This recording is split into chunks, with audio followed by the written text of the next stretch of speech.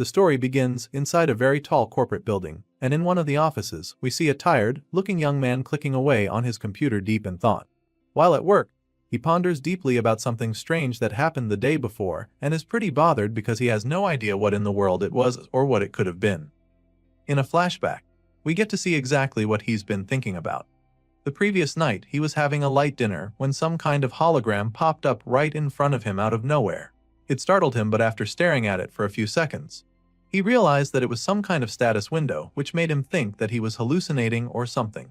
At first, he thought he was just seeing things, but even after a while, the status window didn't disappear, so his curiosity took over. On what appeared to be a shopping window, he noticed the option to purchase some canned tuna that cost 2 coins and clicked on it several times. However, nothing happened after multiple attempts, so it dawned on him that it didn't work because he didn't have any coins. Still puzzled by the whole thing, he also noticed another item in the options, which was a hammer for crushing zombie skulls. The weapon cost 5 coins. And it was a pretty strange thing to see since he had only ever seen a status window like it in Apocalypse webtoons. That's the idea that had popped up in his mind when it first happened, and even now in the office. That's exactly the same thing, making him unsettled. The protagonist finds it hard to believe, though, certain that he's not living in some kind of story from a novel. The mental argument goes on for him, making him wonder if he's starting to lose his mind from the exhaustion.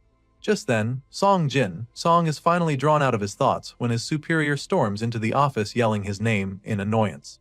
The furious man slams the door behind him and immediately starts beating the MC for spacing out yet again. At this point, Song is still in a daze, and it's only until the boss taps his hand that he finally regains consciousness completely. The man tells him to focus and immediately starts demanding answers for a job he passed to him the week before. Apparently, the MC didn't handle it properly, so now his boss is getting a call from the Hanbiel Trading Company. Just when it looks like the boss is about to go off like a bomb, Song explains that the Hanbiel Trading Company failed to prepare the documents properly, which required a re-examination to be conducted. Clearly, this isn't the first time the boss is behaving this way, because the MC doesn't look surprised at all. It turns out that this angry man has failed to get a promotion twice due to his own incompetence, and now he's here again, throwing another tantrum for everyone to see. As you can imagine, the man doesn't appreciate Song's tone, even though he didn't say anything wrong, so takes it personal, feeling that the MC is talking back to him rudely. Just when it looks like the situation is about to get out of hand, a lady calls out to the manager. The gorgeous woman offers him some kind of drink, telling him to calm down, and the moment he turns to look at her again, all the rage vanishes from his body. It's pretty obvious that he has a thing for this lady, Miss Song, so he immediately rushes over to her, assuring her that he's definitely going to let Song off the hook for her sake. All of a sudden, the manager starts to get all touchy with her, probably misinterpreting her intentions. He asks her out to dinner after work, suggesting that some grilled intestines and soju would be a nice meal to end the day. But the lady wasn't even thinking in that direction at all. She's starting to get visibly uncomfortable, especially since he says it would be a shame for her to go straight home when she's dressed so nicely. At this point, they're no longer on the same page, but she doesn't want to upset him, so she politely declines the invitation, explaining that she has other plans later.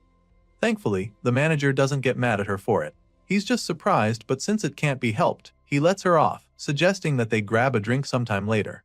The man leaves the office right after that, and the moment he's gone, both Song and Miss sigh in relief. Clearly, they're already used to the manager's annoying behavior, and while some still don't know how to handle it, others have obviously mastered the art. Knowing how much trouble he was able to face, the MC thanks her for helping him out, and she just smiles softly in response. Later that day, it's time for Song's break, but he's so tired already that he just wants to go home. At the moment, he's taking a smoke outside to relax and recalling the scene from earlier. He's not ready to go back into the office right now since his annoying manager Cho is still in there. As frustrating as the job is, Song remains aware that it's pretty difficult to get a new one these days. As such, he knows that he just has to endure it even if it's tough. After all, this is still one of the largest corporations around. While thinking about this, the thought of Miss crosses his mind, and he figures that it wouldn't be a bad idea to get her a coffee later. As if she read his mind, the lady in question suddenly pops up right beside him, acting surprised to see him there on the rooftop. Song, on the other hand, is actually surprised to see her, so he asks her what she came to do here, since he knows that she doesn't even smoke. In response, she just sighs first before admitting that she came up there just to get away from the manager. Apparently, a client disappeared without paying their bill, and now Cho is taking out his frustration on everyone in the office, finding fault with every single person in there. Miss Sion, wasn't ready to be one of the scapegoats, so she snuck out before he could get to her desk. The MC is amused to hear this and simply commends her for making a good escape. At this point, the lady feels comfortable enough to start ranting about how the manager makes her feel. It turns out that he keeps asking to eat out with her when he's not even paying, but the most annoying part for her is how he subtly tries to touch her every chance he gets. Suddenly, she stops mid-rant and starts talking about how cold it is today, but Song can't relate because he actually thought that it was pretty cool for a summer day.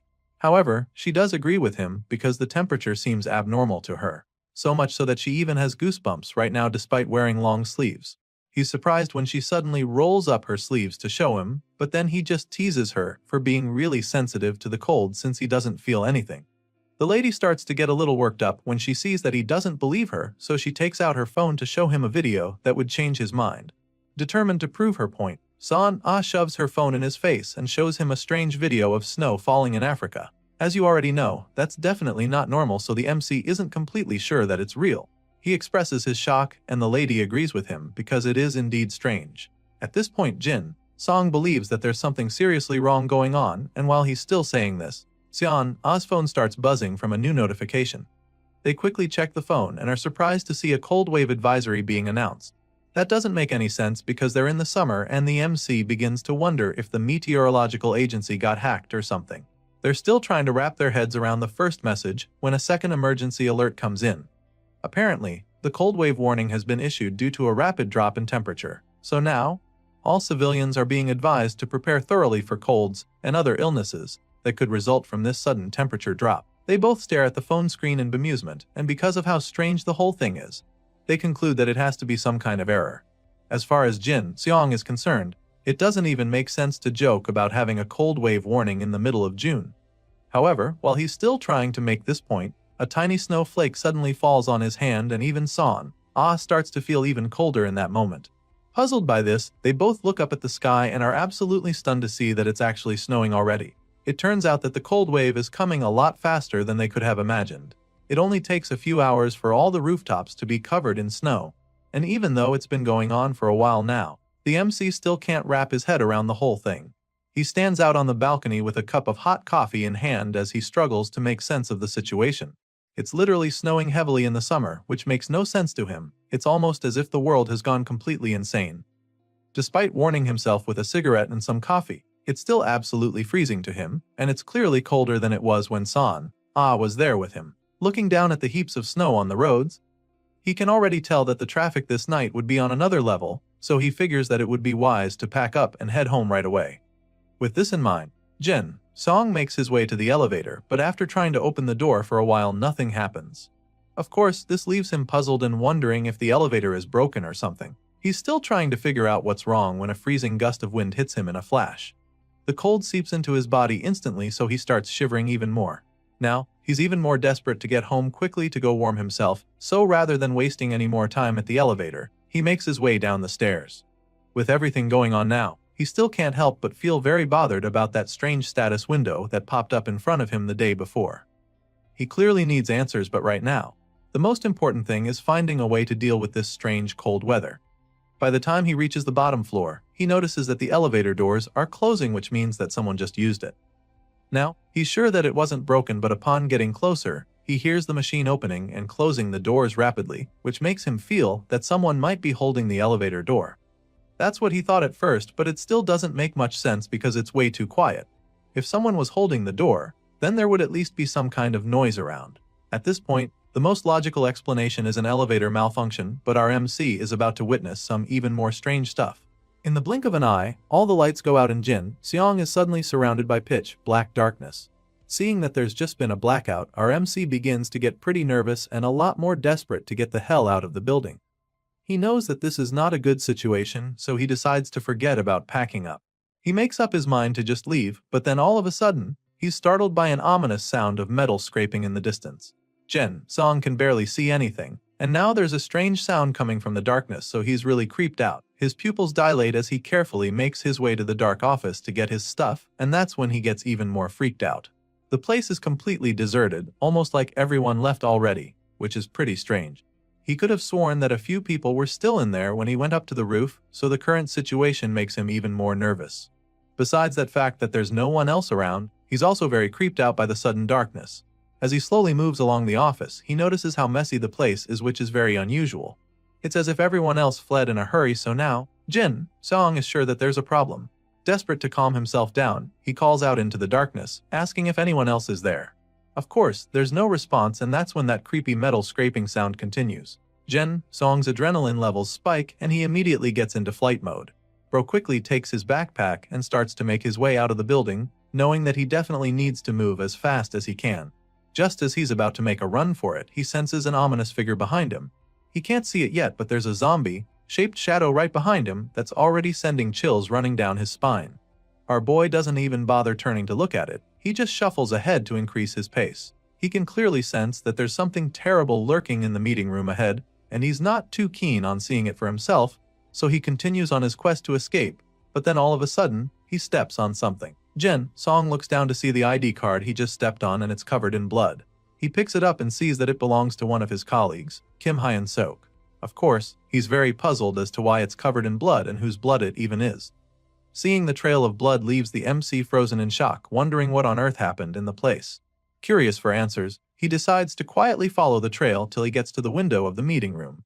There, he peeks through the blinds and is absolutely mortified when he sees one of his colleagues feasting on the other.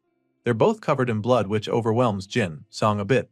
The guy is too shaken to even move, and in that split second, the zombie senses his presence and makes eye contact with him. The moment they lock eyes, our boy finally snaps out of his trance, but it's too late because now, the blood-thirsty creature is completely focused on him. The zombie stands up, and in the blink of an eye, our boy finds himself standing face to face with the monster.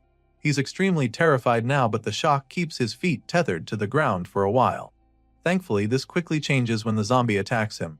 As soon as the creature charges at him, Jin Song turns on the jets and starts running for his life. At first, he didn't know exactly what was going on, but now that he's trying to escape death, it becomes pretty clear to him that this might actually be a real zombie. Bro realizes that he's not winning this race, so just as he enters the office, his eyes lock in one of the chairs.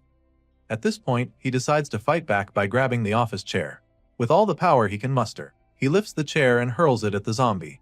He's hopeful that this would at least slow the monster down, even if it doesn't kill it, and thankfully, it works. With the zombie now a little occupied with the pain, the MC slams the door before the zombie can get to him, and this seems to have bought him some time because the blood-thirsty monster bangs on the door for a few seconds before stopping. Eventually, the zombie decides to walk away, and when our guy realizes that it's no longer trying to get him, he decides to let his guard down by quietly sitting on the floor to rest for a bit. It's obvious that it was definitely a zombie just now, and this is further confirmed when his phone buzzes in his pocket. He takes it out to see the notification of an emergency alert.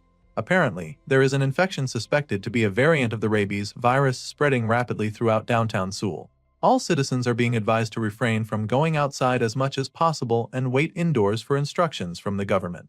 As you can imagine, the most baffling thing he picked out from the entire message was the fact that this is a rabies outbreak. He just holds his head in confusion and annoyance as he reads the message, because it sounds like a load of shit as far as he's concerned.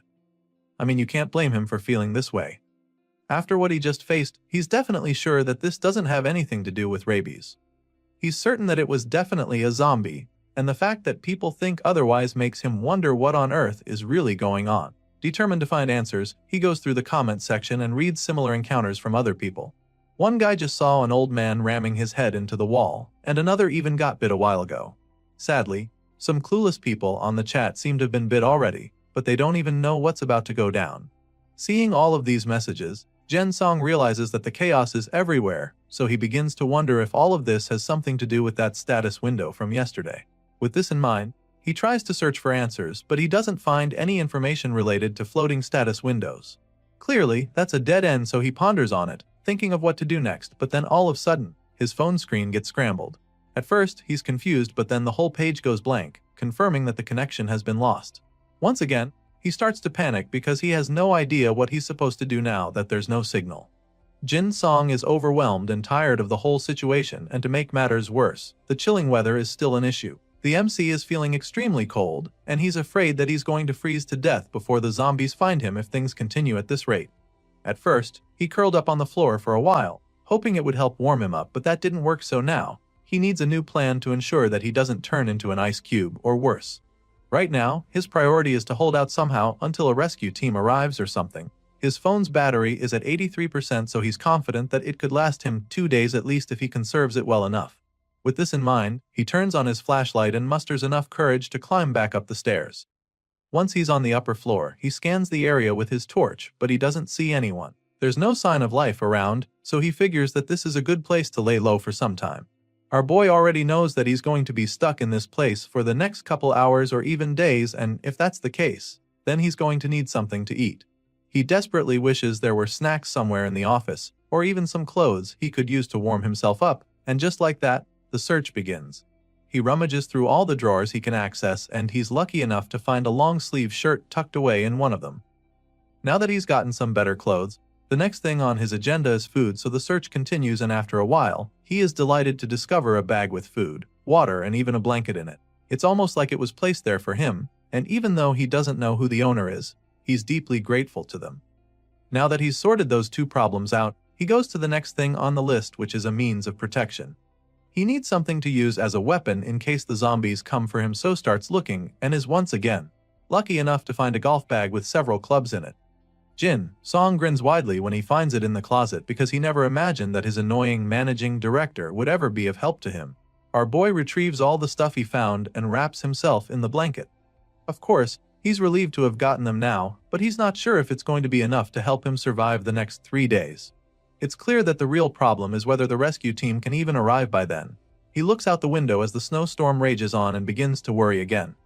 The roads are completely overrun by hordes of zombies, and this blizzard is so bad that it won't be easy for a helicopter to come for a rescue.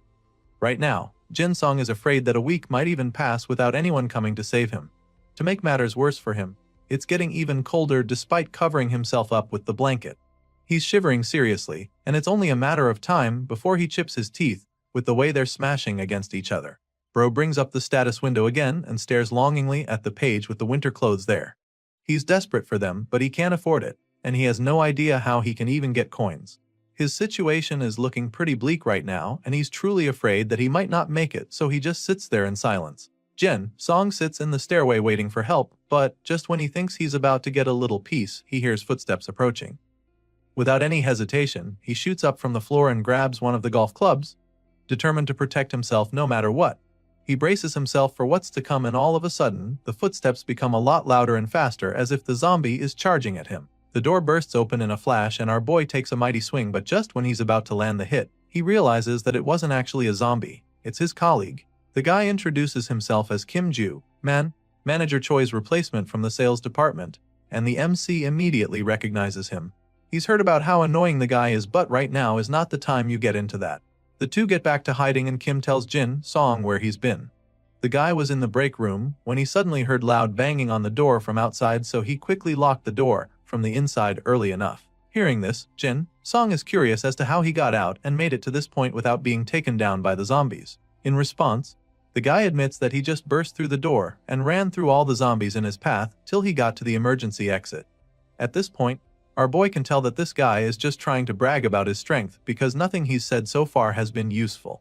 As if being useless isn't enough, Kim is now also about to be a liability because he suddenly starts complaining about hunger, asking Jin Song if he has any food. The food he has is barely enough for him, so he doesn't have any plans to share it with this annoying guy. He bluntly tells Kim that he doesn't have any food, but the guy doesn't believe him at first. Even though the MC isn't going to share his emergency rations, he doesn't mind giving the guy some water. I mean, he's not completely heartless. Anyway, he takes out the can of water and hands it to Kim, who thanks him for it. At this point, you'd think the guy would just take the water and be grateful, but that's not the case. All of a sudden, Kim grabs Jin Song's arm very firmly, and with a twisted look in his eyes, he asks our guy once again if he really doesn't have any food. Now, the MC can clearly see that there's something strange going on with Kim, so he knows that he has to be very careful. While getting the water, Jin Song notes something unsettling about the guy. At first, he thought that Kim was sweating because he had been running, but the guy has been dripping with sweat the whole time, even though it's freezing. Our boy feels that he might just be feeling too paranoid, but just as the thought crosses his mind, Kim suddenly lunges at him like a madman. Thankfully, he's quick enough to notice it, so slams him in the face with the water flask. He disorients Kim with the hit, lands a powerful kick to the side and sends him crashing into the wall. At this point, Jin Song has his golf club in hand, ready to strike because he's clearly facing a zombie now. Kim was fine just a moment ago, but now, the guy is foaming at the mouth and growling at him with crazy eyes. As much as our boy hates to have to do this, he also knows that he doesn't have much of a choice. If he doesn't take out this zombie, his own life will be in danger, so without any hesitation, he buries the golf club in the zombie's head. This is no longer his colleague Kim. It's now a bloodthirsty zombie ready to infect him, so he can't let that happen. Jin Song pummels the zombie until the whole place is covered in blood. He lands repeated blows to the head till it stops moving. At this point, it's clearly dead, so he can finally take a breather.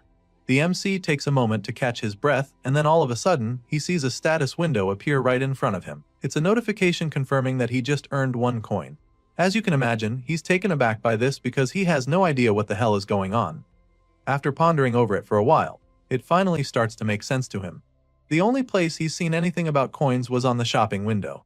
So, he pulls up the shop to confirm, and sure enough, he sees several items that can be purchased with coins. Right now, he has 1 coin, so he can't really afford anything since most of the items cost more than that, including the winter clothes he so desperately needs. Seeing all of this, Jin Song begins to understand what exactly is going on.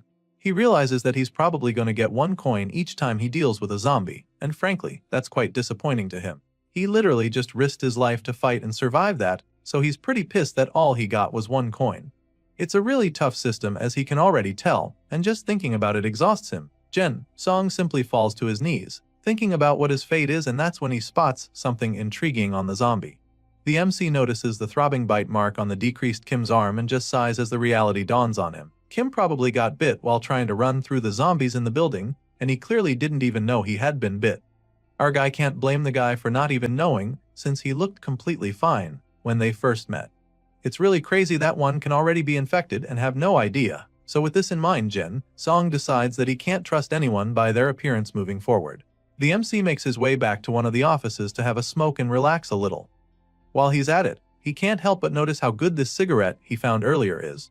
He remembers finding it when he was rummaging around the building for useful stuff, and he's really glad he did, because it's the only small comfort he has in this crappy situation. After some time, Jin Song figures that he should probably start moving back to his hiding spot soon if he doesn't find any other useful stuff. Just as he's thinking about this, a loud screech disrupts his thoughts. So he looks out the window to see what's going on outside, and that's when he sees the sea of zombies flooding the streets. There are only a few people who haven't been infected yet, but with the hordes swarming them, it's only a matter of time. Some of them try to fight back with weapons and whatever they can get their hands on, while others just succumb and accept their fate.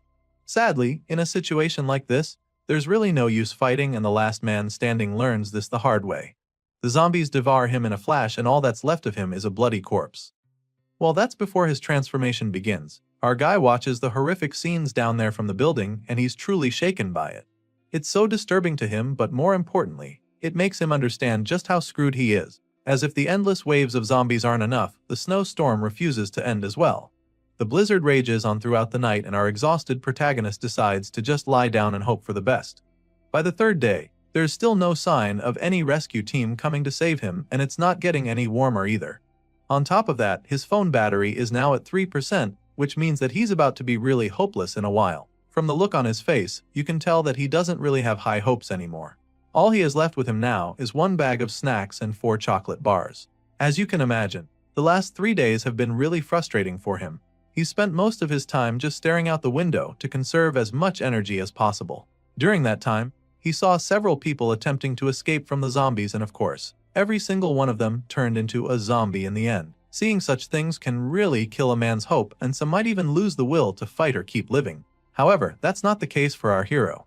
Despite seeing how the efforts of others ended in futility, Jin Song has come to the conclusion that he has to get moving. As far as he's concerned, there's really nothing else he can do if he wants to live. Sure, it's safer inside the building, but staying here like this will only bring him closer to death with each passing day. He decides that he can't keep hiding in one spot staring out the window till death comes for him, so first, he intends to find some trustworthy survivors within the building. Jin Song still believes that there are others like him and that his best shot is finding them. So, with the little energy left in him, he clears out the barricade in front of the office door, prepared to finally walk out. The MC is definitely afraid, but he knows that this is what he has to do. He must find the others and combine forces with them to get out of this building. For now, his main objective is the 6th floor. This is where he wants to begin his search, and to do that, he needs to check if the entrance is blocked like Kim Ju Man said it was. For the first time in days, Jin Song opens the door to walk out, and the moment he does it, something shocking happens. All of a sudden, the power is restored and all the light bulbs come back on. As soon as he sees this, he doesn't even waste a second before running back into the office window to check if it's still snowing. Sadly, when he gets there, he's disappointed to see that the blizzard is still very much there. He looks out and sees that all the other buildings don't have any power. It's still very dark outside, but the lights in the building are on, so this can only mean one thing. Jin Song got his hopes for a second there, but the lights inside are still on, which means that someone must have turned on the emergency generator. The last time he checked, zombies aren't exactly cut out for stuff like that, so he is convinced that there's another survivor in the building.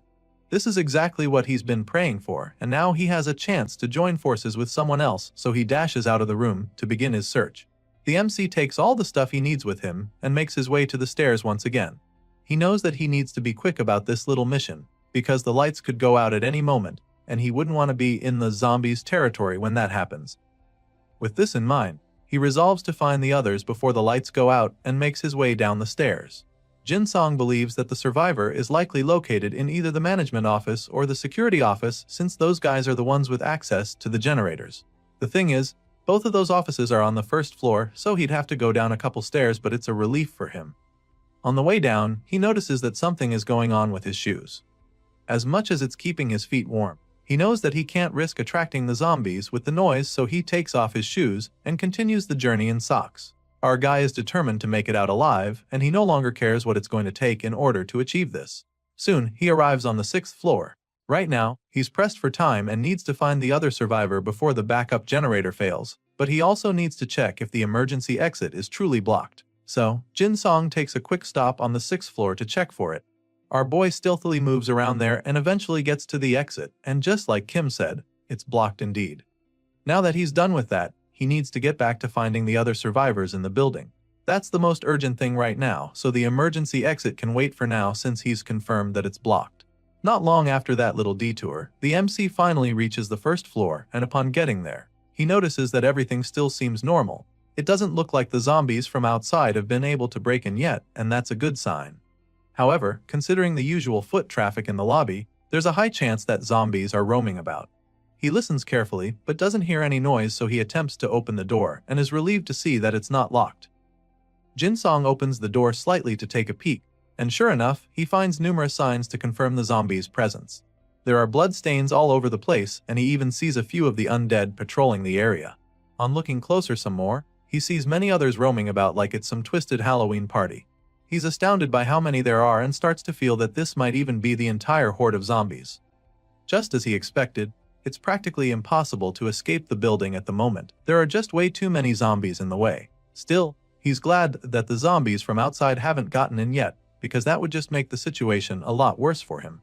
Sadly, with the way things are going, it's only a matter of time before those front doors come down. The multitude of zombies outside seem to be looking for a way in, and if the population goes any higher, then they'll definitely break in. As such, he knows that he just has to move fast, so that's exactly what he does. He runs past the lobby when all the zombies aren't looking and successfully reaches the management office. On getting there, he's once again met with a sad discovery. He looks into the office only to find a frozen man. He clearly froze to death due to the cold, and Jin is heartbroken when he sees this, because this man was the one who greeted him every morning. Sadly, now he's gone. Jin had always heard how people who die from hypothermia paradoxically remove their clothes, but he never thought he'd see it for himself. There's nothing he can do to help the deceased man now, so all he can do is pay his last respects. He covers the man's eyes shut and prays for him to rest in peace. There's no point staying here and risking getting caught by the zombies. The generators are also likely to fail at any moment, so Jin gets a move on. He hurries down to the other parts of the 1st floor in search of the other survivors. Clearly, nobody in the maintenance room survived this apparent Ice Age apocalypse, so the only place left to check is the security office. The MC arrives in front of the door and just stands there, desperately hoping that he finds a living person in there. As much as he wants to meet with the other survivors, he's also afraid of how they might react to his sudden appearance. Jin fears that they might have set up traps to prepare for intruders, just like how he would set up a barricade if he was in their position. With this in mind, the MC figures that the only way to avoid getting attacked is to let them know that he's not a zombie or a hostile beforehand. The best way to do that right now is to avoid startling them by making any sudden noises. Unfortunately, That's going to be very difficult because any sound he makes right now will probably attract the zombies. Speaking of zombies, some of them are coming his way for some reason. They mindlessly stagger in his direction, making him a lot more nervous. He needs to think fast if he wants to survive this because these creatures aren't exactly easy to defeat. He knows this all too well since he's spent the last 3 days watching them devour civilians like him who tried to be brave. They might have terrible eyesight, but their sense of hearing is extremely sharp, so he has to be very careful. Our guy starts knocking on the door as quietly as he can, hoping that the survivor in there would recognize that he's human and let him in. But that might not work. And on top of that, the low knocking sounds seem to be attracting the zombies to him. Jin starts sweating a lot and eventually decides to take the risk. He can't wait for those inside to open the door anymore, because he's literally a sitting duck out here. Now, he's made his presence known, so he musters all the courage he can to open the door, hoping that he doesn't get attacked by those inside. So, he slowly reaches for the door and opens it as quietly as he can, but he's suddenly met with a big shock when he does this. Jin Song sighs nervously after knocking a few times on the door. Right now, he's not sure what to expect, but he's hoping that everything will be fine if he just opens the door carefully. With this in mind, he slowly opens the door and in the blink of an eye, he's met with a surprise attack. Apparently, the person inside has been waiting for him to make a move. The man tries to hit the main character with a stick, but our guy is quick enough to block the attack with his golf club. On one hand, he just managed to avoid taking a blow to the face, but on the other hand, the noise created by the impact is so loud that it draws the attention of the zombies lurking around. At this point, both Jin and the other survivor are nervous and terrified because they know just how sensitive the creatures are to sound. Right now, they have only a few seconds to decide what their next move is if they don't want to become zombie food. So, in that split second, the survivor decides not to throw Jin under the bus. Rather than pushing him back out for the monsters to devour, the man drags our guy into the room and locks the door behind him. All of this happens so fast that Jin Song gets pretty confused for a second. After locking the door, the man turns to the MC with an inquisitive look in his eyes. For a few seconds, neither of them say anything. They just stare at each other with their guards up, mentally prepared for anything that happens. Jin finally interrupts the heated staring contest by asking the man with the stick if he's still human, which he confirms before asking the MC the same question. Our protagonist reveals that he's also human, but the other guy doesn't seem to be convinced yet. He still doesn't believe Jin, and you can't blame him for being this skeptical. Seeing this, Jin tries to explain and make the guy understand that they're on the same side. He reveals that he came all this way since the emergency generator suddenly came on because he thought that there might be another survivor. He attempts to go closer, but the N refuses to let his guard down. At this point, Song finally introduces himself as the assistant manager from Sales Team 2, hoping that this would ring a bell. He even shows the man his ID card as proof, but deep down, he's not even sure he can trust the guy. Sure, he's finally found another survivor, but what if the man is infected just like Kim Jute Man? Anyway, after seeing the ID card, the other guy calms down a little and equally introduces himself. Apparently, this is Choi Jae-sung, the development team assistant manager. At the moment, Choi is still covering himself with a big blanket, which is most likely because of the cold weather, but Song can't help but find this suspicious. If Choi wanted to, he could easily hide his own zombie bite by covering it with the blanket. Sure, this is a possibility, but the MC also notices that Choi isn't sweating like Kim Joo-man was. In fact, he looks cold. The man looks pretty chill and well-fed, which makes Song wonder if the guy stopped by the break room at some point, especially since there's a full bag pack sitting in the corner. All those who were infected by the zombies showed an abnormal level of hunger. So, the fact that Choi has enough reason to control himself means that he actually isn't infected. With this in mind, Jin Song concludes that this guy is safe to be around, so he lowers his golf club and attempts to talk to the man. But of course, that's not exactly going to be easy since Choi still doesn't trust him enough for that. He tries to move closer, but the man uses his stick to create some distance between them. Apparently, Choi noticed him looking at the bag and thinks that Jin Seong is trying to steal it. Choi Jae-sung points the stick at our guy while shielding his bag, and Jin realizes that he might have made things worse. Obviously, he wasn't interested in the bag, but Choi is way too paranoid to realize this, so now, the MC needs to figure out a way to fix this. Things could get really bad from here if he doesn't lighten the mood right now. He can't make Choi trust him completely in a heartbeat, but the easiest way to show that he isn't a threat is to put his weapon away, so he slowly returns the gold club to the bag, hoping that would work. He lifts his hands in surrender, thinking this would calm Choi down, but the man keeps staring at him with the same look in his eyes. At this point, our guy isn't sure what to try anymore, because he actually thought this move would be enough. Just then, an idea pops up in his mind. Whenever things got difficult at work, They used to smoke together to take the edge off, and knowing how stressed out Choi must be after being cooked up in here for days, he contemplates offering the guy a cigarette. With this in mind, he slowly reaches into his pocket to get it out, and of course, Choi finds this very suspicious. The guy watches his movements closely, ready to swing the stick if Song tries anything funny. Thankfully, it doesn't get to that because the MC suddenly reveals the pack of cigarettes in his hand and stretches it out for Choi to take, asking if he'd like a smoke. As you can imagine, the man is still pretty reluctant to let his guard down, but the offer is just way too tempting for him to pass up, so he eventually lowers his stick. Just like that, the atmosphere becomes less tense as Choi calms down and asks if he can have one of the cigarettes. A few moments later, we see that the two young men are now looking like they weren't ready to pummel one another before. From the look on Choi's face, you can tell that he really needed that smoke. He moans in delight, admitting that he finally feels alive again, while Song just laughs in response, because he knows the feeling. Song admits that he knows exactly how Choi feels, and claims that this is one of the few comforts they have in this crazy situation they've found themselves. He makes this confession, but Choi doesn't say anything, which leads to an awkward silence for a few seconds. At this point, our guy starts to feel pretty nervous and then admits that the reason cigarettes are his comfort is because he's only eaten half a chocolate bar all this whole. Hearing this, Choi decides to loosen up a bit and share some of his food with our guy. Choi suddenly starts opening his bag, and Song is stunned when he takes a peek. The bag is really full, which makes him conclude that Choi must have gotten that much from the break room. As far as he's concerned, that's the only explanation, and while he's still pondering on it, Choi brings out a pack of raw noodles. He breaks it in two and gives one piece to our protagonist. Of course, in their current situation, there's really no other choice but to eat whatever is available, so Song gladly takes the noodles from him and starts munching on it. He thanks Choi and becomes really curious about something. Choi said that he was from the development team, so the fact that he got here means that he probably cleared out all the food on the entire second floor. In response, the guy in glasses confirms this, explaining that it's no longer necessary to put food in refrigerators, and our guy completely agrees with him. These two new friends enjoy their uncooked food together, and after some time, Song asks Choi what the situation is like on the second floor. Sadly, the guy reveals that it's not good at all. At first, Choi was trapped in the break room with a colleague.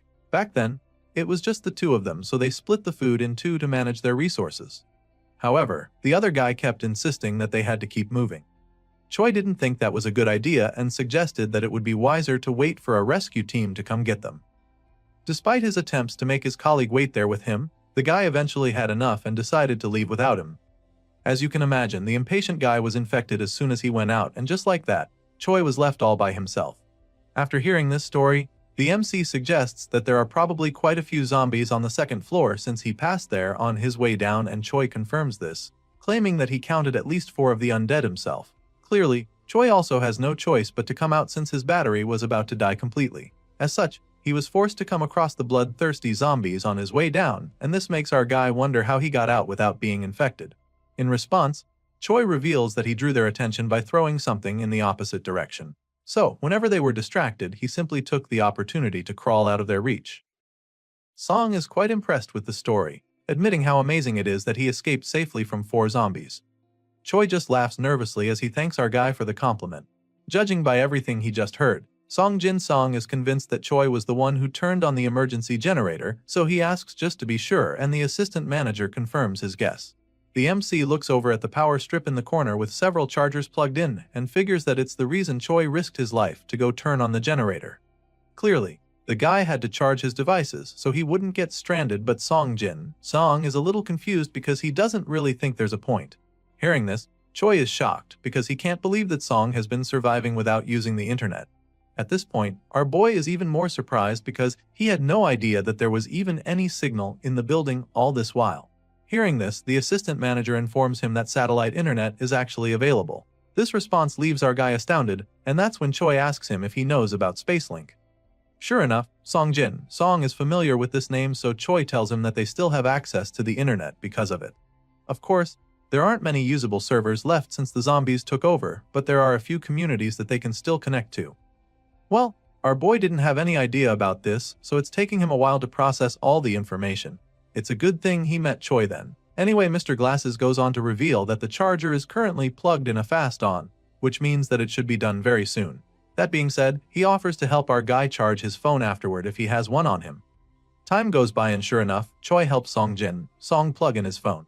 Just like the assistant manager said, the internet is still working and our MC is even able to access his social media account where he comes across several others who haven't been infected. This whole thing is like a breakthrough for him, so he genuinely thanks Choi for everything. The guy charged his phone, connected him to the Spacelink internet, and even told him about the community, so he is really glad. Of course, Choi is pretty modest about it, claiming that it's nothing. Not long after that, they notice the lights above them flickering and Song immediately suggests that the emergency generator is about to run out of power. Of course, this is really tragic news for Choi, even though he already knew that it was going to happen eventually. Things are about to get a lot more difficult for them, which makes him wonder what Song plans to do in this situation. Before our guy can even say anything, Choi makes his intentions very clear, stating that he will be staying right in the room. The assistant manager doesn't have any intention of leaving the room, and stating this, Song just stares at him with a disappointed look on his face. Clearly Choi only said this just now because he wants Song to leave. The guy suddenly starts reaching for his wooden stick again, like he's preparing to attack our guy if an argument breaks out. Song doesn't seem to notice this though, but he understands why the assistant manager would want him to leave.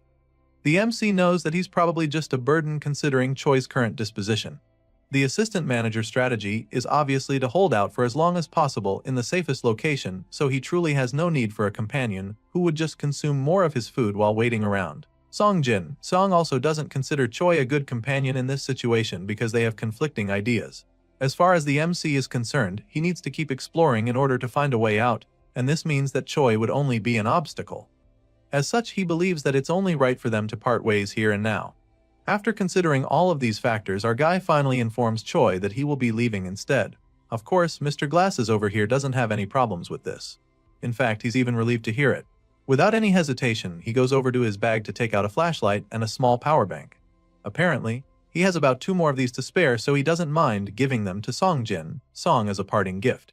He presents them to our boy, proving that he's not all self-centered, and of course, Song is really grateful for the gift. He thanks the assistant manager sincerely because he knows how incredible these items will be in a situation without any electricity. Grateful for Choi's generosity, our guy decides to return the favor, so he takes out a few sticks from his pack of cigarettes and gives them to the guy as well. Of course, Choi really appreciates it, so he thanks Song as well, and the 2 survivors finally part ways. Our guy makes his way to the door and Choi wishes him luck. Before stepping out, the MC turns to the guy, hoping that they get to see each other alive again. Song exits the room after that, and as soon as he's outside, he's overwhelmed by the horde of zombies flooding the area. Right now, he knows that he has to hurry because the electricity will be cut off soon, leaving him stuck in the dark with the undead creatures. To avoid this, he needs to get the hell out of here. Thankfully, the door is still holding up so he can escape very quickly. Song contemplates his next course of action. If he goes down to the basement, he can easily access his company car in the parking lot. There's a chance he can escape with it, but at the same time, he's not even sure that leaving the building right now is the correct choice. At the moment, he's starting to reconsider his idea, feeling that the time to escape the company building will come eventually, so there's no need to rush. A part of him knows that leaving the company right now could turn out to be a rash decision, so, for the meantime, he feels that it is wiser to go back up and get all the information he can from the company. That way, he'll be more equipped with everything he needs to enable him to escape safely. With this in mind, our guy starts marching up the stairs with his bloody golf club in hand. He's only a few steps in when everything goes dark all of a sudden. He curses in frustration when this happens because it means that the emergency generator finally ran out of power. Thankfully, he still has a flashlight, so rather than freaking out, he's able to stay calm. Song uses the light to navigate his way up the stairs as carefully as he can because there's a good chance the zombies moved when he was downstairs. By being extremely careful and quiet, Song is able to reach the 4th, 5th, and then the 6th floor without being attacked by the zombies. Now, he just needs to move a little higher to reach his destination, but then all of a sudden, he hears a noise coming from the floor above. He's certain that someone is on the upper floor and fears that it's most likely a zombie. Despite being absolutely terrified right now, the MC knows that there's really no turning back at this point. He has no choice but to keep going, so he tightens his grip on the golf club and braces himself for what is to come, confident that he'll break through no matter what. A few seconds later, we see that our determined hero has hung the flashlight in the railing to enable him go face the zombie with both of his hands free. He slowly goes up with his trusty golf club in hand and quietly closing in on the monster as he prepares to knock it out. By the time he gets close enough, he is finally able to see the zombie fully and is even relieved that it's also facing the rooftop. With the creature turning its back to him, this means that he'll be able to sneak up on it from behind, so he's even more motivated to use this opportunity before it's too late. Determined to take out the zombie, he moves even closer, waiting for the perfect opening to strike, but things take a huge twist when the zombie senses him. Just like that, the monster's neck turns 360 degrees to look at him, and in that moment, he already knows that he is cooked. The monster growls at him as it foams from the mouth, and before our guy can even think of anything, the vicious zombie lunges at him from up the stairs. At this point, you'd think Song would definitely get infected because of how close he is, but he somehow manages to land a devastating blow to the zombie's head with his golf stick, and the force from the hit is so powerful that it sends the monster slamming into the wall. Of course, just one hit isn't going to be enough to take out a monster this vicious, so the creature gets right back up, even more pissed this time around. The zombie screeches at him in rage and once again, charges at him, so he repeats the same moves a second time. Song knows that this is a matter of life or death, so despite being absolutely terrified, he musters all the courage and strength he can to fight off the zombie. He lands several powerful blows on the monster, desperate to kill it for good, but just as he's hoping that the fight is all over, he sees the creature getting back up. He sees that zombie's still moving after everything, and he's already tired of landing hits, but he doesn't have a choice. So, he just hits the zombie some more, begging it to just die, and then he finally kills it. Our guy is sure that it's dead when the familiar blue window pops up in front of him, informing him that he has acquired 1 coin. The shopping window appears right after that, showing him all the stuff that he can purchase now that he has 2 coins. The MC stares at the window in a daze with his bent and bloody golf club still in hand. He's irritated by the twisted system showing him a shopping menu when he literally almost died a few seconds ago, so he angrily waves the window away. But then again, he keeps his frustration aside and decides to be more rational about it.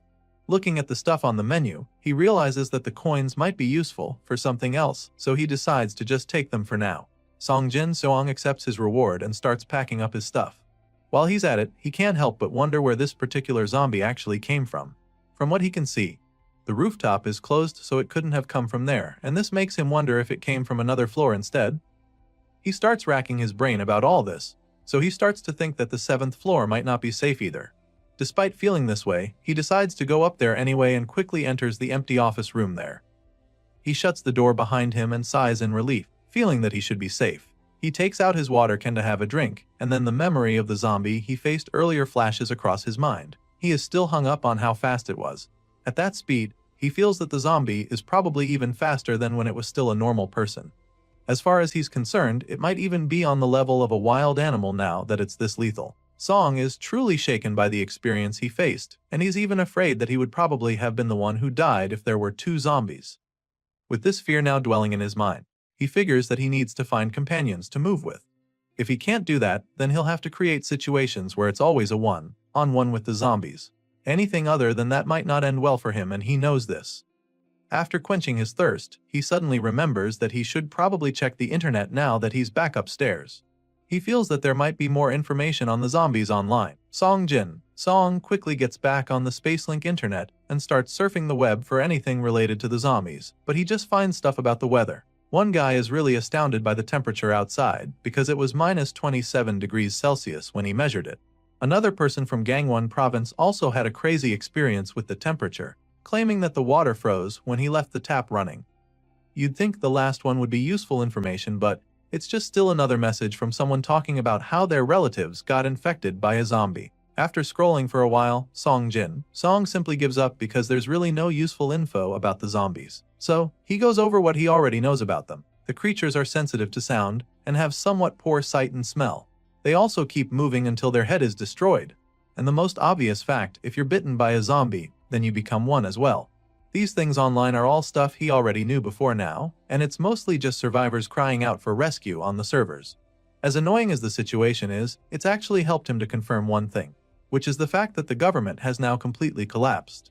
It's now very obvious that no one is coming to save them, and so now, the harsh reality dawns on him. Song finally accepts the fact that he has to survive on his own, by himself in this godforsaken world. The thought runs through his mind just as the harsh cold seeps deeper into his body, causing him to cough violently. Of course, that's never a good sign. Soon, it's day 5 of survival and our guy is literally shaking like a leaf. The cold seems to have really gotten to him now, because he's covering himself in a blanket, but still shivering tremendously. For some reason, he still thinks that he hasn't caught a cold yet. Bro claims that he can't let that happen when he's clearly sick already.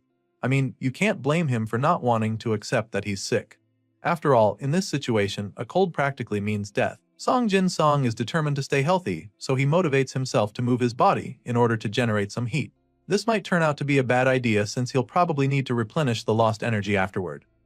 Anyway, our guy proceeds to do some jumping jacks to generate heat, and of course, it doesn't take long for his belly to start growling. He's clearly very hungry now and tired too, so he goes straight to one of his chocolate bars. Normally, he would have eaten only half, but right now, his body needs the calories, so he throws conservation out the window and eats the whole thing. After eating, Song takes off his shoes, feeling pretty irritated by the cold. He probably thought his body would have adapted to the temperature by now, but after 5 days of this Ice Age apocalypse, he is now sure that he can never get used to this cold. As such, he decides that it's time to go light, feeling that it would just be cumbersome to move with his shoes on. He drops them on the desk, feeling that leaving them there would be better since it makes less noise. Once that's out of the way, he realizes that he needs to find proper food before things get worse. To do this, he'll need to leave the office for his search. According to Assistant Manager Choi's information, half of the food from the break room should still be there, so now, his mission is to make it there alive and find it. He needs to get to the development team floor and find the bag of Choi's colleague who turned into a zombie. The only problem with this little mission now is the fact that there are probably more than 4 zombies in that area, waiting for their next human victim. This makes things very difficult for him because it's going to be almost impossible to snatch the bag from the zombified colleague without the other undead creatures noticing. The only way to get the bag back now is to take the zombies out one by one. With this in mind, our boy goes into assassin mode. He scans the area to locate all the zombies. The first one is in the Development Team 1 office. There's another in Development Team 2 as well, and then one in the New Business Team office. There should be at least 4 on this floor, but he's only seen 3, which makes him wonder where the last one is. He's confused right now, so he tries to recall what he saw the last time he passed here. There were no bodies on the path from the break room to the emergency exit before. But now, there's one more somewhere he doesn't even know. This makes things a bit complicated, so he decides that the first course of action is to deal with all the zombies he's found. Using his flashlight, he keeps looking around and eventually finds another one in one of the supply rooms. He checks another room and is delighted to see that the non-food supplies are still there, but his quiet celebration is suddenly interrupted when he hears the low growl of a zombie coming his way. Song Jin Song quickly hides to avoid getting spotted, but he also marks the zombie's location. And so, now that he's gotten all his targets, it's time for him to begin the hunt. To set the plan in motion, he hurls a cup across the room to get the zombie's attention, knowing that the mindless creature would run in that direction. Sure enough, when the undead monster dashes toward the noise, Song emerges from the shadows with his golf club and takes a big swing at the zombie's head. The bloodthirsty monster doesn't see him on time, and by the time it realizes that it just got played, it's already too late. The MC buries the golf club in the zombie's head, killing it with a single strike, but the noise attracts the others nearby, and they don't hesitate to come after him.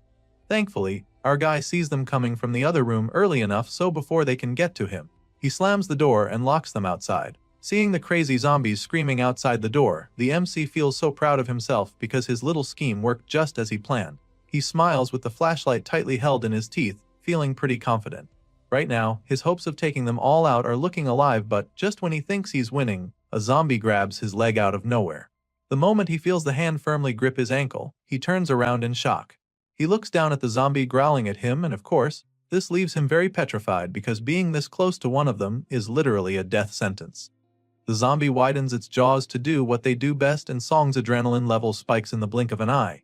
The flashlight falls from his mouth in his panic, but thankfully, he is able to avoid getting bit. Before the monster can get him, he forcefully stomps on its head. He slams it and proceeds to hammer it with the gold club until there's blood everywhere and the zombie stops moving. As you can imagine, even after killing the zombie, he's still overwhelmed by what just happened. It was a very terrifying experience for sure, but it's still not over yet because there are still 2 other zombies waiting outside the door for him. Well, at least they can't get to him now, so he calmly picks up his flashlight from the pool of zombie blood. Now, he's already attracted 2 of them to him, so he resolves to finish this before any more zombies are drawn by the noise. Determined to come out of this alive, he puts the flashlight back in his mouth and charges right out the door. He opens the door and immediately throws a spoon across the office to distract them. Of course, this works pretty well since one of the 2 mindlessly runs toward the noise. The other one is a bit more suspicious about the situation, so it just stands there looking baffled, and this allows our boy to strike. Meanwhile, the other zombie that went after the spoon appears to have a backpack on, and it's probably the one Song is looking for. Our boy attacks the first one and goes after the second one with his golf club like a gladiator. The zombie tries to run away, but of course, the MC is way too locked in to let it escape. He goes after the undead creature with murderous intent, and a few seconds later, we see his golf club bent beyond recognition. The metal stick is completely deformed and covered in zombie blood at this point. The final confirmation that he killed the two creatures is the sudden message that pops up, revealing that he just acquired 4 coins. After the crazy ambush he just laid on the zombies, he uses his flashlight to see the bag properly. He almost died while taking them on, but it wasn't for nothing because now he's finally gotten the bag of food he came for. He inspects the dead zombie with the backpack, and that's when he sees how deformed his golf club is now. Looking at it, he can immediately see that he won't be able to use it anymore. It's time to let it go. Song quickly unstraps the backpack and takes it off the zombie corpse. He puts on the bag and is delighted by how heavy it is because that just means there's a lot of food in there. Before leaving, it dawns on him that he no longer has a weapon to protect himself. Going back down to other floors without a weapon would be pretty risky, but he doesn't have a choice, so he figures that it's better to just move quickly.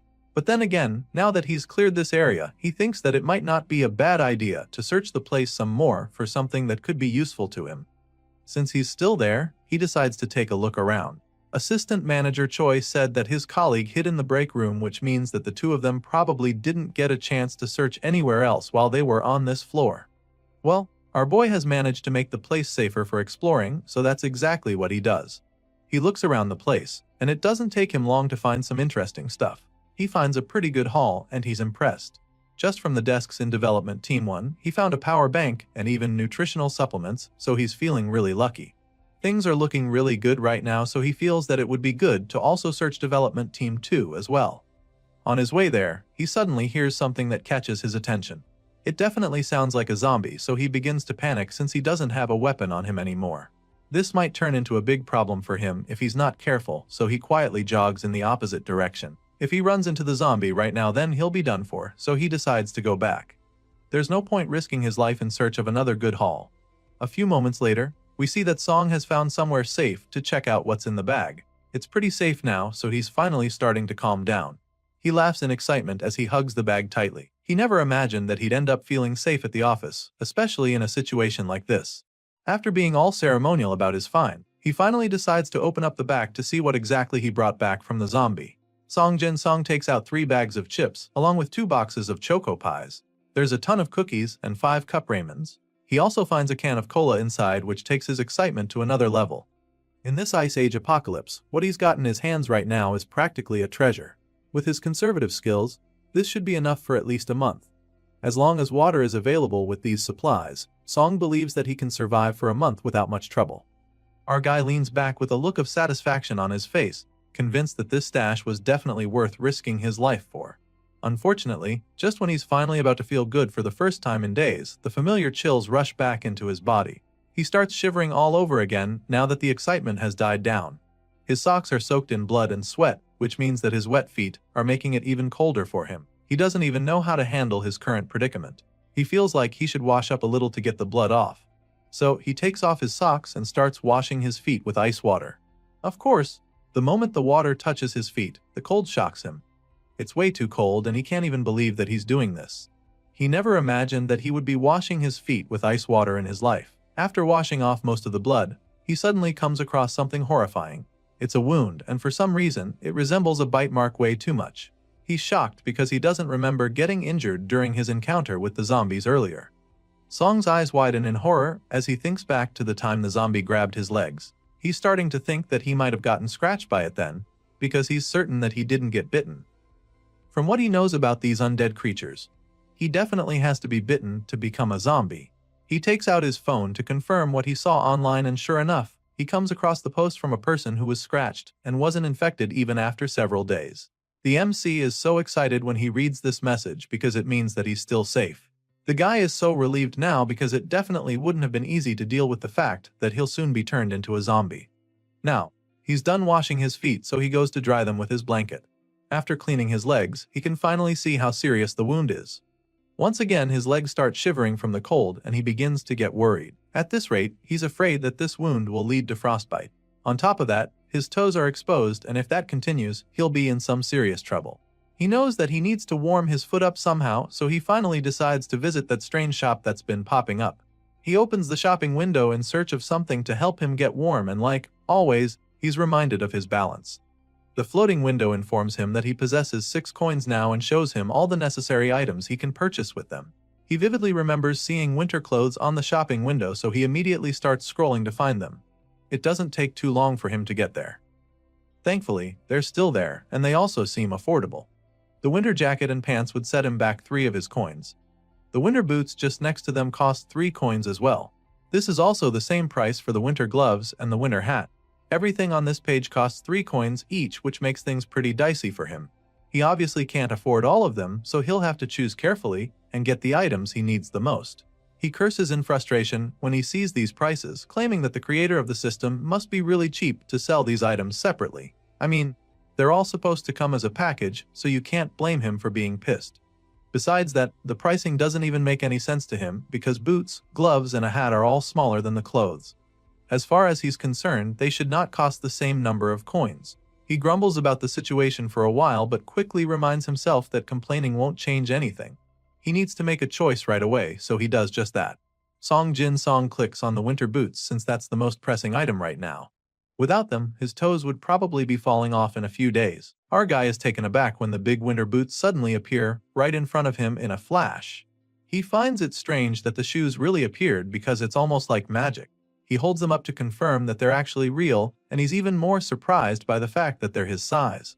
He was actually worried that the boots might be too big or too small for him, but somehow, they're just the perfect fit for him. He's still trying them on at this point, and the whole thing just makes him wonder if this means that everything he buys on the shopping window will come out customized for him. After wearing the comfy winter boots, his feet are feeling a lot better, but he knows that it's not enough. Sure, he's saved his toes and feet from the frostbite now, but he's still shaking like a leaf. Song doesn't think the boots will be enough to save him from the cold, so he goes back to the shopping window to look for anything else that can be of help. Determined to heal his wound, fight the cold, and also manage his coins, this stranded office worker scrolls endlessly through the shopping window in search of the perfect item. Sadly, after searching for a while, he still doesn't find what he's looking for, and this leaves him a little frustrated. Just when it looks like he's not going to have any luck, his eyes widen all of a sudden. His gaze locks in on a particular item that we can't see yet. It seems to be that he's finally found what he's been searching for, because he does even think twice before clicking the button to buy it. He purchases this mystery item in a flash and 1 coin is deducted from his balance. Well, we still can't see what Song just acquired, but what we do know is that it's definitely something useful. Remember that mystery item that Song purchased without a second thought? Well, it turned out to be a hot pack for the wounds on his feet. The MC quickly takes it out of the wrapper and starts massaging his feet with it. Right now, he feels more alive than he's been in the past 5 days. Well, it actually makes a lot of sense since this is pretty much the most relief he's felt since the apocalypse started. Sure, buying a single hot pack with 1 precious coin was pretty expensive, but this young man doesn't mind at all. He rubs the hot pack all over his feet, and the soothing feeling pretty much intoxicates him for a second. The hot pack wasn't cheap, but it was definitely worth it for him because he finally feels like he can live in these unbearable conditions. Soon it's day 7 of survival in this Ice Age apocalypse, and tragedy strikes. Song goes to the sink to get some water and is absolutely horrified when not even a single drop comes out of the faucet. As you can imagine, this is a very terrible discovery for him, and he almost doesn't believe it at first. He quickly comes to terms with reality though, since he actually saw it coming. It was really just a matter of time, and now, in the end, the water has finally been cut off. Thankfully, he's not exactly stranded now because he made preparations for this very calamity. Song was smart enough to keep his water supply full just in case this happened. Bro filled several water cans, but there's only so much water he can store. Despite his best efforts, he was only able to gather about 2 liters of water, which is definitely underwhelming for someone in his situation. Well, our guy knows this too and already has an idea of what he's going to face. The water he stored is only going to be enough for 3 to 4 days at best. Anything more than that would mean that he'd probably have to turn himself into a camel overnight somehow. Just when he started to feel alive in this icy prison, this kind of shit happens. As you can imagine, he's pretty frustrated by the situation, but he can't do much to change it. So he just lies back down on the desk, wondering why this is happening to him. Song takes out his phone to check the servers, hoping to see some good news at least. On the server, a couple other survivors are still communicating with one another. One brave fellow confirms that there are some zombies on the first floor, but still wants to go check out the supermarket across the street regardless. The man takes a frying pan with him as he makes his way out to the street. For some reason, he thinks one metal pan is enough to fight off the zombies. Anyway, he completes his preparation and updates the others on the servers, informing them as soon as he sets out. Song is one of the anonymous members of the chat, so he asks him if he's really going, so the guy confirms this once again, promising to post again if he survives this dangerous mission. Seeing this, the others just wish him good luck, knowing just how risky it is. Seong remains on the desk after reading all the messages on the chat. Bro looks like he's about to give up any second now, and you can't really blame him. He's probably feeling discouraged after seeing that the number of posts is gradually decreasing. Since he joined the server, the number of messages have dropped quite a lot, so he fears that most of the survivors he met on there are probably now dead. It's a really harsh reality, but he knows that he just has to face it because he can barely see any signs of survivors out the window anymore.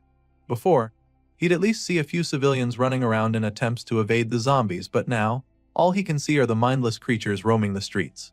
At this rate, he's afraid that he'll be the last human in the city in a couple of days. This thought lingers in his mind, but at the same time, he forces himself to be positive. Song refuses to think about the worst of his situation, feeling that there might just be many survivors like him in places that he doesn't know about. After all, nobody on the outside knew that he'd been trapped in the company building until he joined the server using the Spacelink internet. The next day, which is the 8th day of him being stuck in this Ice Age apocalypse, Song checks his phone again for updates. He finds 7 new notifications on the server, so he reads through all of them. The anonymous member from the previous day, who was talking to the brave guy, is starting to freak out now. It's been a day since the man set out to go to the supermarket, but he still hasn't posted anything, so it's starting to look like he didn't make it. The zombies probably got him, so when Song sees these messages, he finds it very difficult to remain positive. He had a little hope that the man would actually survive, but the mission proved as difficult as he thought. And now, he's completely certain that there's no way to survive out on the streets. Sure, he still has food and water that can last a couple more days, but he knows that he can't just wait here like this. When the time comes to leave this place, going out alone would mean death, so once again, he makes up his mind to go out and find another survivor. Our guy knows that he needs to get an ally as soon as possible, no matter what it takes. However, there's one glaring problem with this plan, which is the fact that our guy still doesn't have a weapon. He needs a good one if he's going to start wandering around the company building. Song looks over at the golf bag he found several days ago and quickly confirms that there's only one decent golf club left in it. He takes it out to have a look, and after inspecting it, he realizes that it's less durable than he thought. It might look pretty solid now, but it becomes useless after taking down 3 or 4 zombies. Obviously, there's a very good chance that he'll come across way more zombies than that if he truly sets out on his mission again. This means that he'll need something more durable to protect himself with if he wants to survive. And so, he opens that shopping window earlier to see what might be of use to him there. The first weapon he sees is the hammer for crushing zombie skulls. It looks pretty cool, with a spiked end that's pretty menacing, but there's one major problem with this weapon, which is the fact that it's too expensive for our guy. Right now, Song can't afford the hammer because it costs 5 coins to get, and he's already down to his last 2.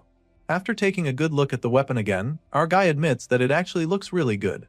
However, this doesn't make him think it's worth it. With 5 coins, Song knows that he can easily buy winter clothes and still have enough to get another hot pack.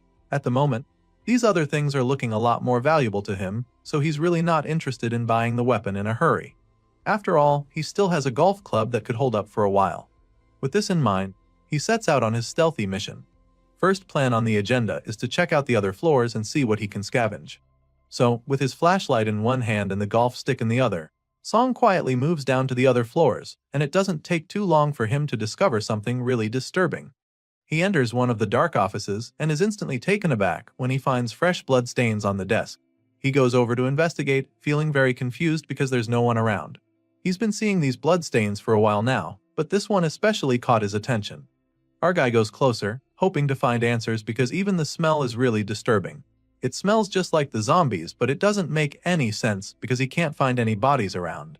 By the time he scans the office with his flashlight, he realizes that the place is truly a mess with blood stains everywhere.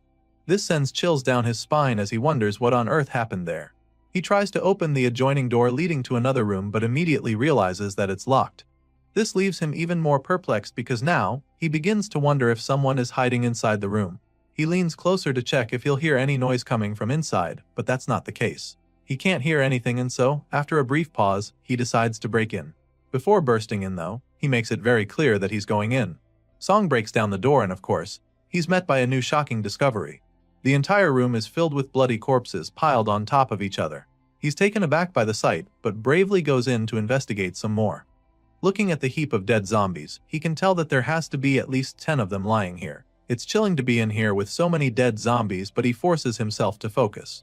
He came here in search of useful items, so he quickly goes to one of the drawers to rummage.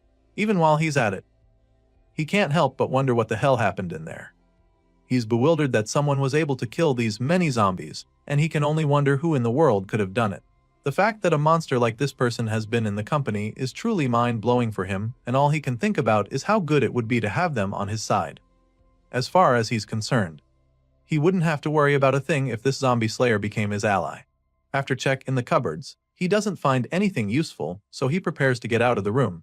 He wouldn't want to be caught off guard by the other active zombies. Song remembers seeing signs that the other offices were searched too, so he feels that this place might already have been swept by whoever killed the zombies. He begins to panic a little when this thought crosses his mind, because if that's truly this case, then this whole place has most likely been cleared out already. As such, he just gives up on searching. Convinced that there's no way anything useful would be left in there for him, he sighs in defeat, feeling that all his efforts were simply futile. Sure enough, there's really nothing in any of the compartments, and this just leaves him wondering one thing. Who was it to have taken things so thoroughly? He finds it hard to believe that only one person could have done this, so he feels that it could even have been several others. And so, he begins to wonder if they're even still in the building after seeing how they cleared out the whole place.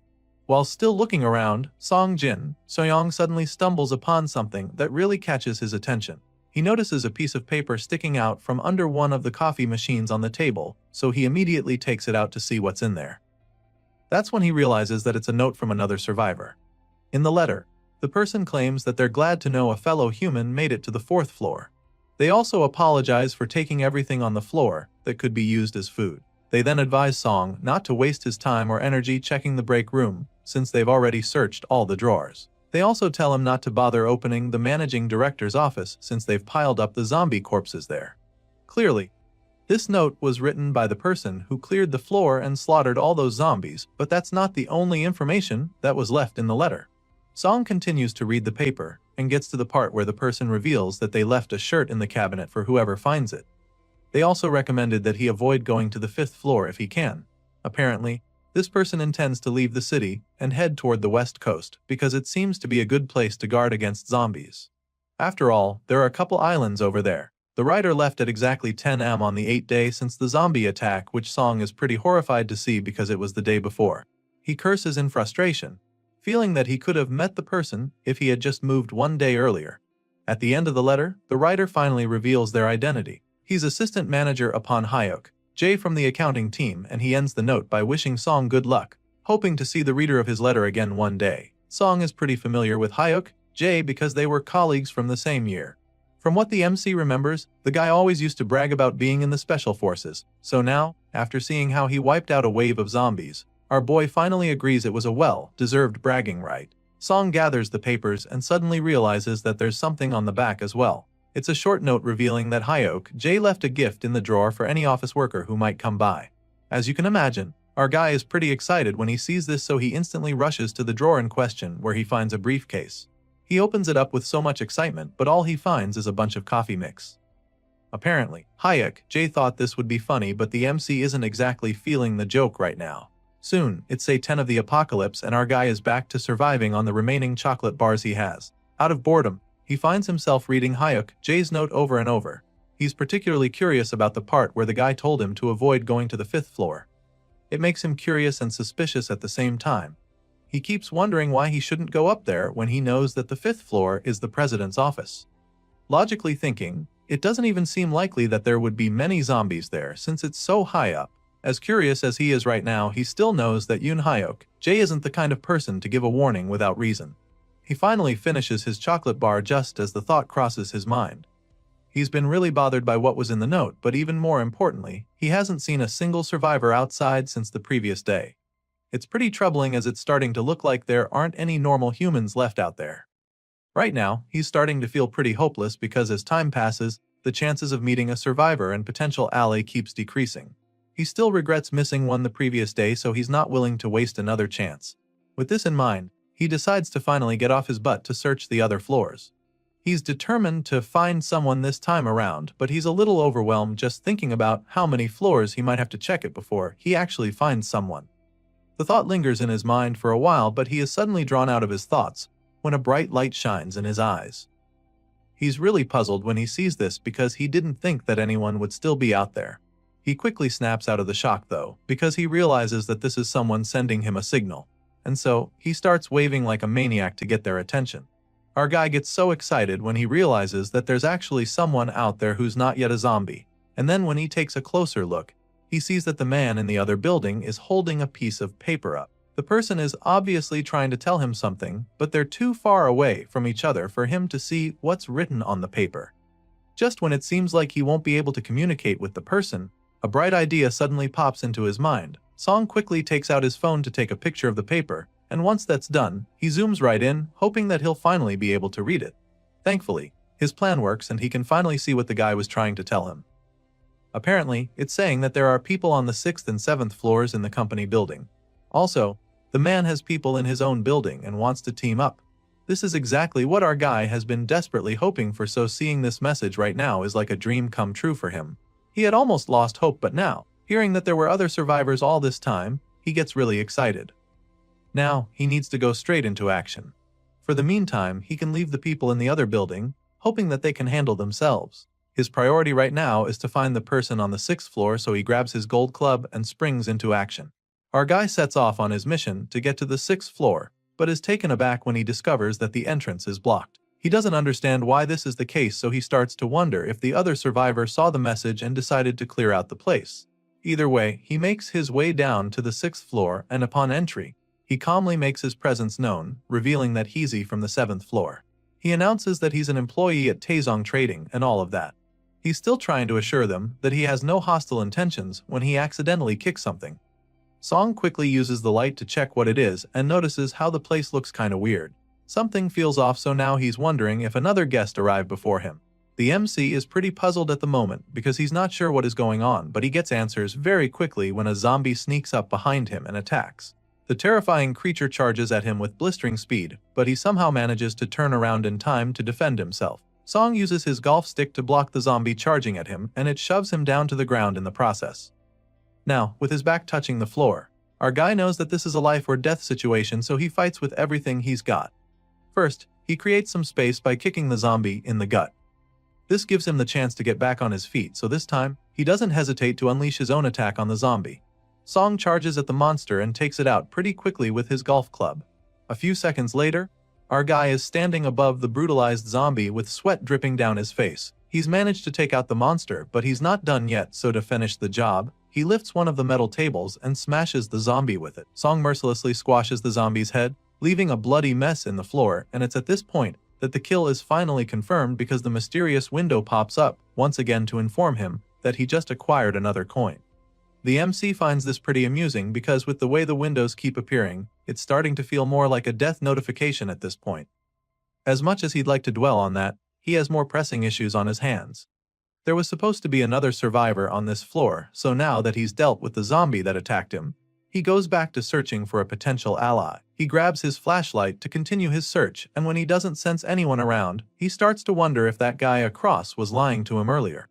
Just when he's about to start having doubts, he hears a clanking sound from one of the doors around him. Of course, this gives him some hope, because he's convinced that it must have been the other survivor. Looks like the guy wasn't lying after all. With this in mind, Song goes over to the door to investigate and notices that it's been locked.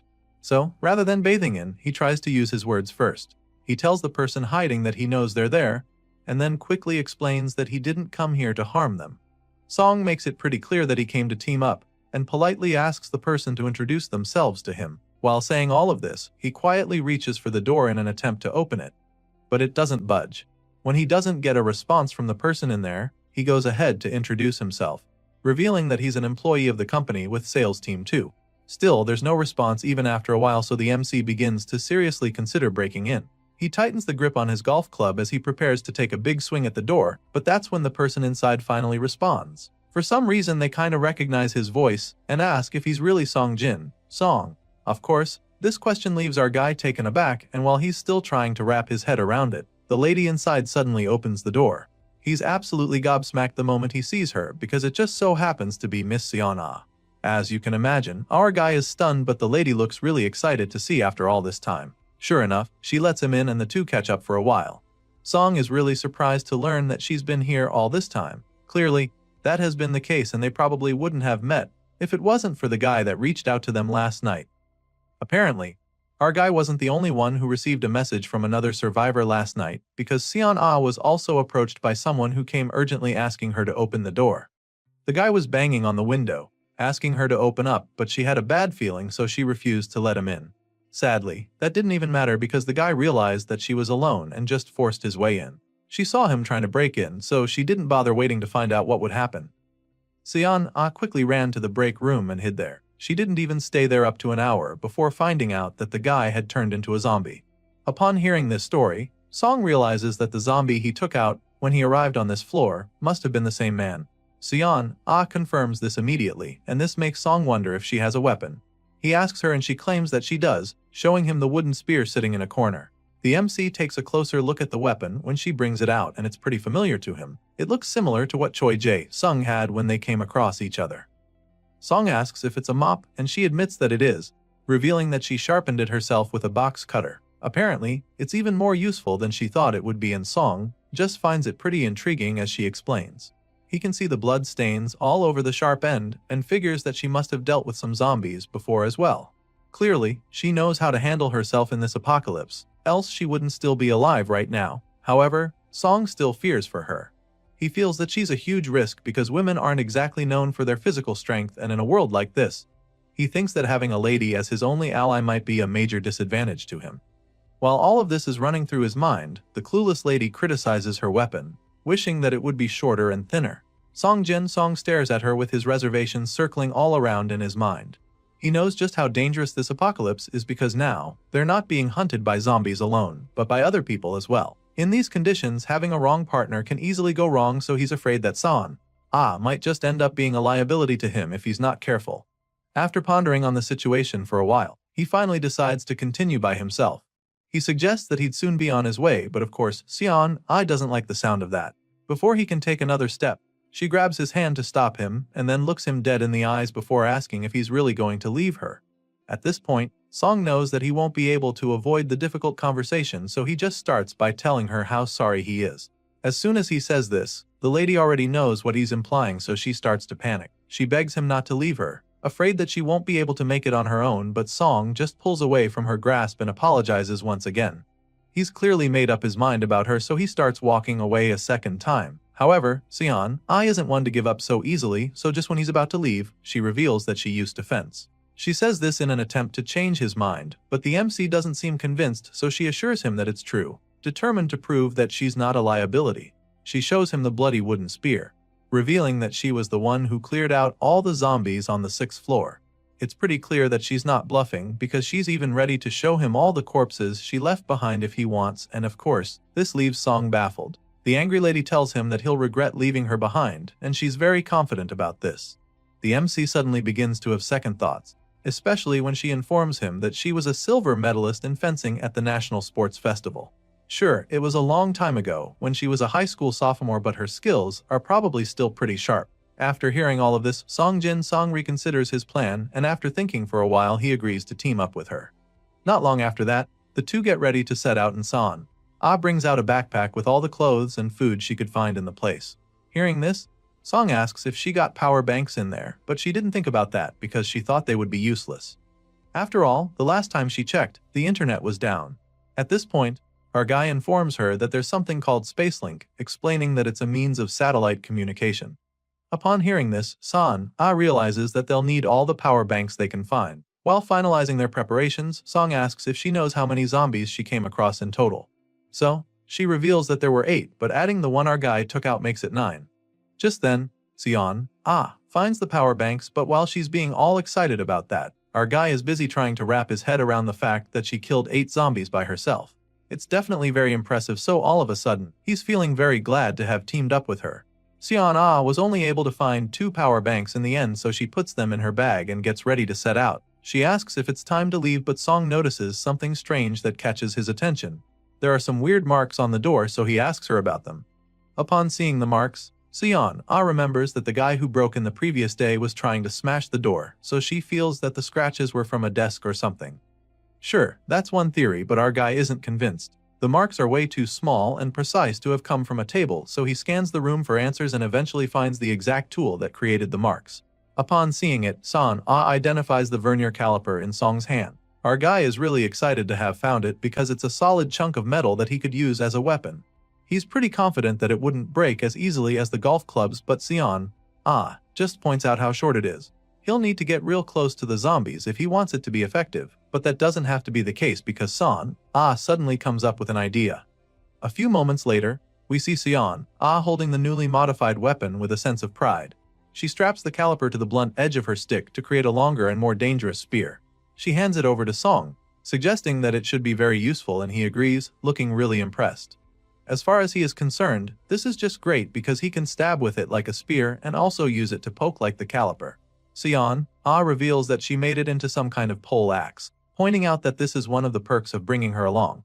Seeing what she tinkered in just a few minutes, Song genuinely thanks her. When the number of people increases, it's not just the number of people to fight with that grows, but other things like this are good too.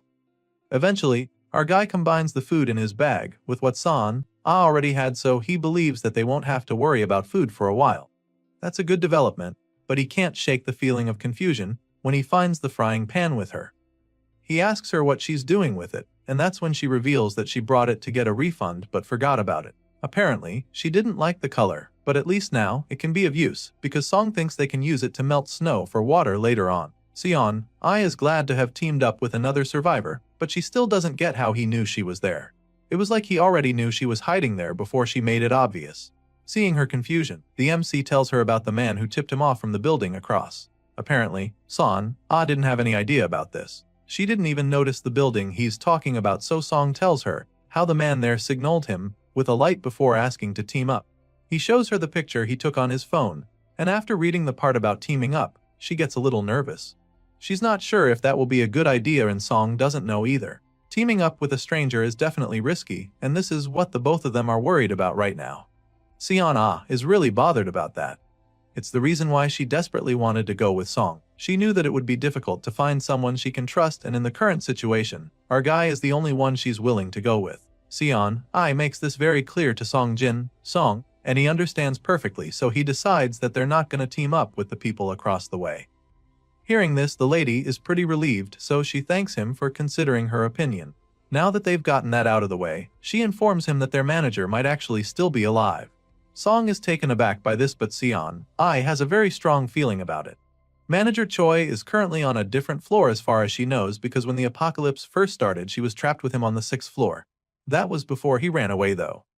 At first, Sion Ah was in the break room back then while Manager Choi was in the bathroom. The man had asked for her help then, but she ignored him because she was still too scared. It was later that she confirmed that he had escaped, but now, she doesn't know where he went. The manager ran away on the 2nd night from what she remembers. Since then, she's been to the 4th, 2nd and 1st floors, which means that the fat man can only be in 2 places if he's not been turned into a zombie yet. Assuming Manager Choi didn't move, then he should either be on the 3rd or 5th floor. With everything going on, Song can't help but think about the other survivors in the building across.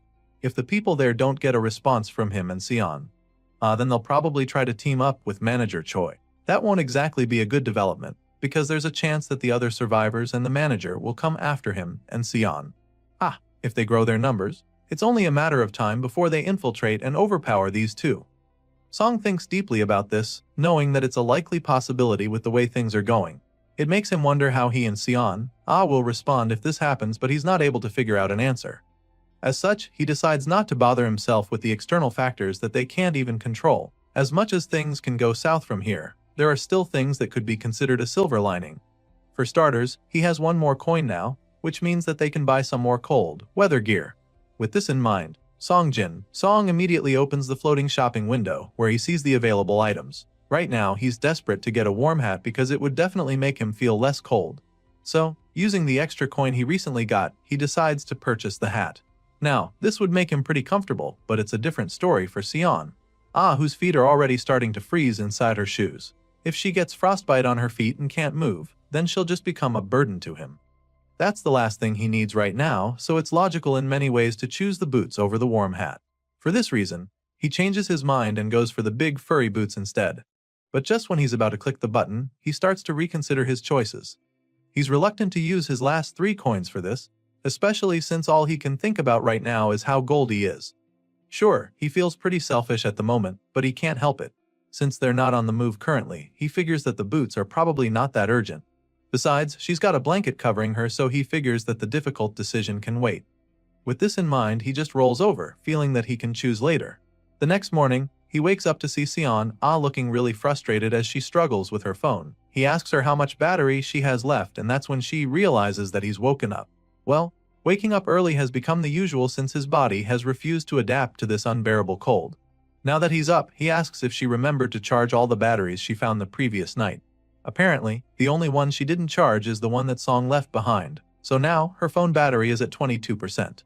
All of a sudden, Sion remembers that there's supposed to be a solar generator up on the rooftop, so she asks him if he's ever checked it out. Clearly he hasn't, because he didn't even have any idea about that. He'd probably have gone up to use it if he was aware, so he just stares at her in bemusement when she brings it up. The reason she's aware of this is because she was in charge of the solar generator for a little while due to a support project linked with a small business. Back then, they installed it on the rooftop, but it was halted after a flaw was discovered even before it went on sale. Song is pretty curious when she mentions some about a flaw, but she admits that she doesn't even know exactly what happened. Sion does have the details, but she knows that it wasn't a safety issue. At this point, he simply asks her the most important question, which is whether she knows how to operate it. Thankfully, she does, since she was in charge of it for some time. Hearing this, our guy suggests that they go check it out right away. Shortly after, the two make their way to the rooftop where the snowstorm is still raging. They manage to force open the door even with the heap of snow there. It wasn't easy, but they did it, so afterward they take some time to catch their breaths. Now, Song looks up, asking if the solar generator is really up there, which she confirms once again. From our guy's experience, there's usually a temporary ladder attached to one of the metal platforms, but he can't find it right now. Thankfully, Xian spots it in time and then shows it to him. They go over to it, but Song immediately realizes that it's stuck. The ladder isn't coming down despite his best efforts. The ice must have frozen the ladder up there, so Song suggests that they'll just have to climb up like that. It's definitely not going to be an easy climb, and the lady isn't even sure that Song can go up to handle it. He doesn't say anything when she asks him, which suggests that he can't, so she volunteers to climb up and asks him to hold her up. Of course, he doesn't mind helping her, so he jacks her up on the count of 3, and she floats up to the top with ease afterward. Song watches her climb so gracefully and starts to see the athleticism she was talking about earlier. After a few seconds, he calls out to her, asking if she's seen the solar generator. At first, she doesn't see anything, but after a little digging through the snow, she finds the big solar panels lying there, so she lets him know that she's seen them.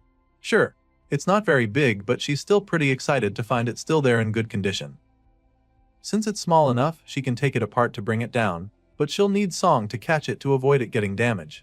Our guy assures her that he can handle that, so she slides down the first solar panel to him. Of course, he's in place and easily catches it. San then passes the second, third, and fourth one to him. He catches all of them, and shortly after that, the lady comes back down to help him set them up. It takes time a while, but they eventually mount the panels for the generator.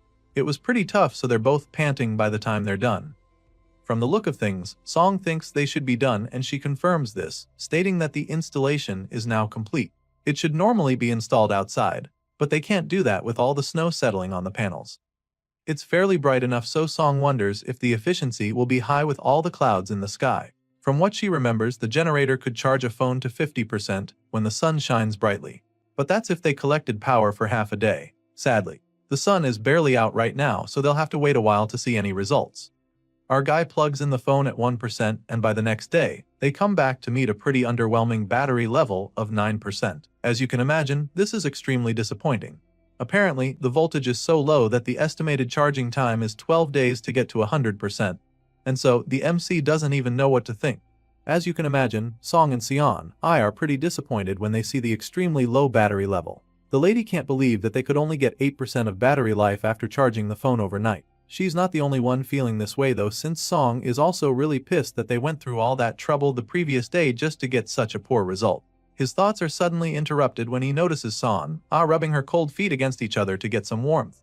As much as he wishes so much that he could solve all of this, he knows that there's actually nothing they can do since the sun isn't even out yet. The lady claims that she actually expected something like this, but even at that, it still feels really disheartening to see it unfold like this. Sure, right now things are looking pretty bleak, but our guy believes that there's still hope. After seeing what happened, he feels that they can be positive because he's actually learned something new from it. Of course, Seon-ai is very curious when she hears him say this because she has no idea what he could be talking about. She expresses her curiosity, and that's when he reveals that he knows where they'll go after they leave the office. At first, the lady doesn't understand what he means by this, but then in a flash, it suddenly clicks for her. Apparently, her guess is absolutely right because for some reason Song plans for them to go to the company's warehouse next. He's convinced that by doing so, they'll be able to find a good number of tools needed for survival along with some more food to keep going. After he breaks down the plan to Seon, she assures him that she's very much in support of the idea. Great, they're on the same page, but there's one major problem holding them back, which is the fact that our guy doesn't even know how they're supposed to get to the warehouse from the office they're in.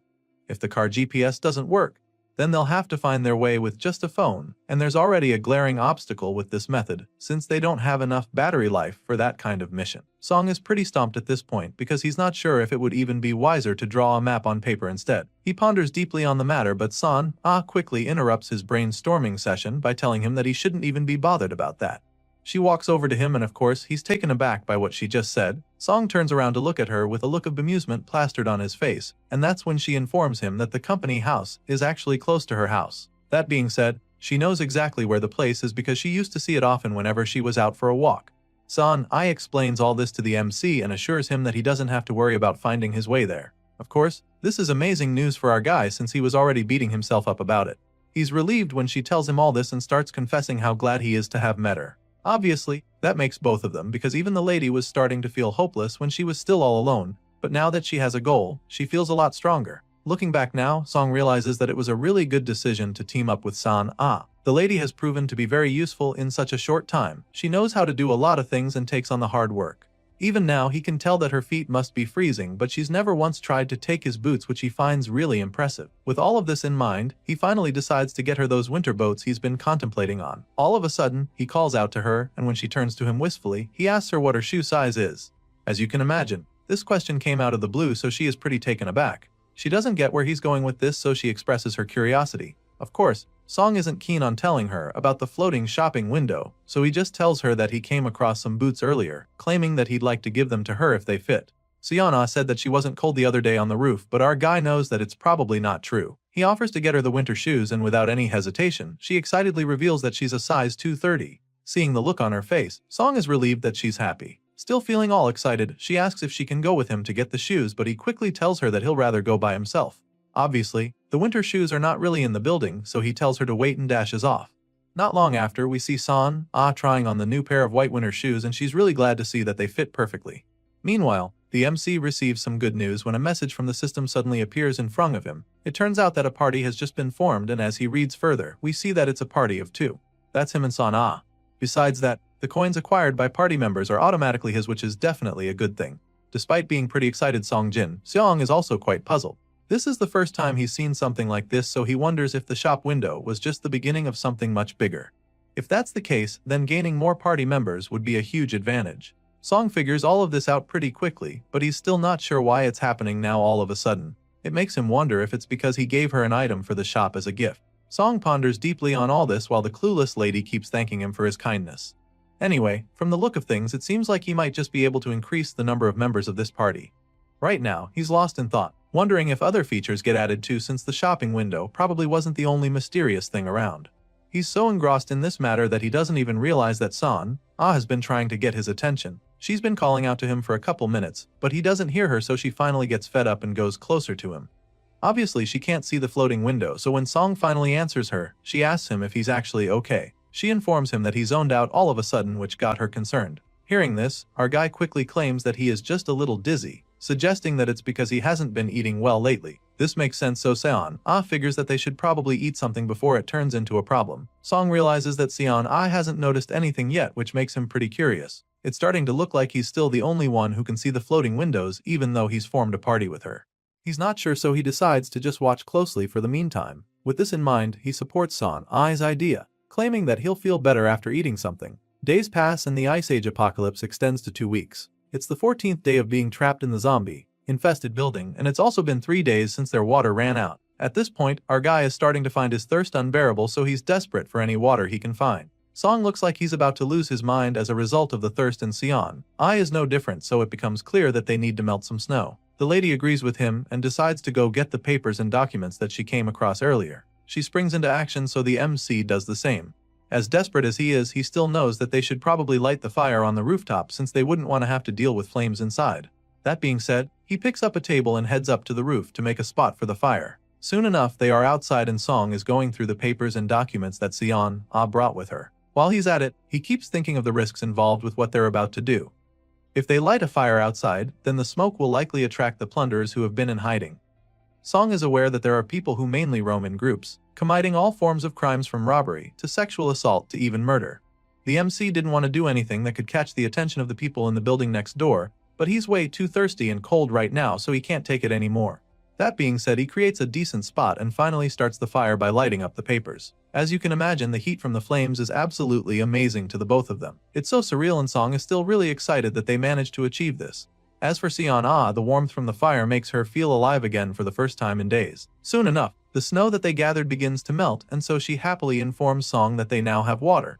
It doesn't take long for the pan of ice to be filled with water, so the two of them get their little cups and start drinking. As soon as Song takes his first sip, his eyes widen in amazement because he realizes how long it's been since he has warm water. Sion Ai is so delighted as well because she had forgotten that this kind of warmth even existed in the world. After a while, she tells Song how glad she is that they didn't give up, and our boy just says the same thing. Things are really starting to look up from here, so our guy suggests that they keep working together this way, hopeful that they can make it to the end of this apocalypse. The story continues on the morning of the 15th day since they got stuck in the company building. Sion Ai is the first to get up, so she tries to wake him up too. For some reason, she's panicking, so Song is pretty startled when he wakes up. She tells him that he needs to get up, so he asks her wrong, and that's when she points to something in the distance. Apparently, the people from the other building sent them a message. All the sleepiness vanishes from Song's face when he hears this, and then he asks his partner what exactly the message said. At this point, Sion Ai reveals that the other survivors on that side appear to be coming to them. She explains this to our guy, leaving him in a daze, and then spells out the exact words they used. They literally said that they're going over to the company building to join Song and Sion Ai. Our guy immediately gets up from the ground when he hears this and curiously asks her when she saw the note. Apparently, she saw the message a few seconds ago and came to wake him up right after. She believes that they left there after confirming that she has seen their message, so now she believes that they're on their way already. As far as she's concerned, it's only a matter of time before they go out on the street in an attempt to come join them. As you can imagine, our guy doesn't like the sound of this at all. The survivors from the other side must have seen the fire last night and now think that Song has a lot of resources in the company building. Right now, he can't be sure if the other survivors are friendly or if they're actually plunderers, so he doesn't trust them. He makes this very clear to Sion Ai, and they both decide not to join the people from across the way since they don't know them. The both of them decide to stay on their own, feeling that it could get dangerous for them, but sadly, this decision isn't theirs alone to make. All of a sudden, Sion Ai spots the people from the other building out on the street. The guys are armed with weapons and their faces are masked, which is really bothersome for our guy. Seeing that the guys are outside already, it's clear that they have to act quickly, so he suggests that they pack their things before the visitors get to them. Meanwhile, downstairs, the armed survivors make their way into the company building, brutally running through all the zombies in their path. Our guy can sense it when they're in the building and finds it shocking that they're moving this quickly. They're fighting the zombies very systematically, and so it's just a matter of time before these intruders catch up with them. At this rate, the armed survivors would get to them in 15 minutes, so the MC packs his things to get the hell out. After grabbing his stuff, he checks on Sion Ai to see if she's done, but she's not.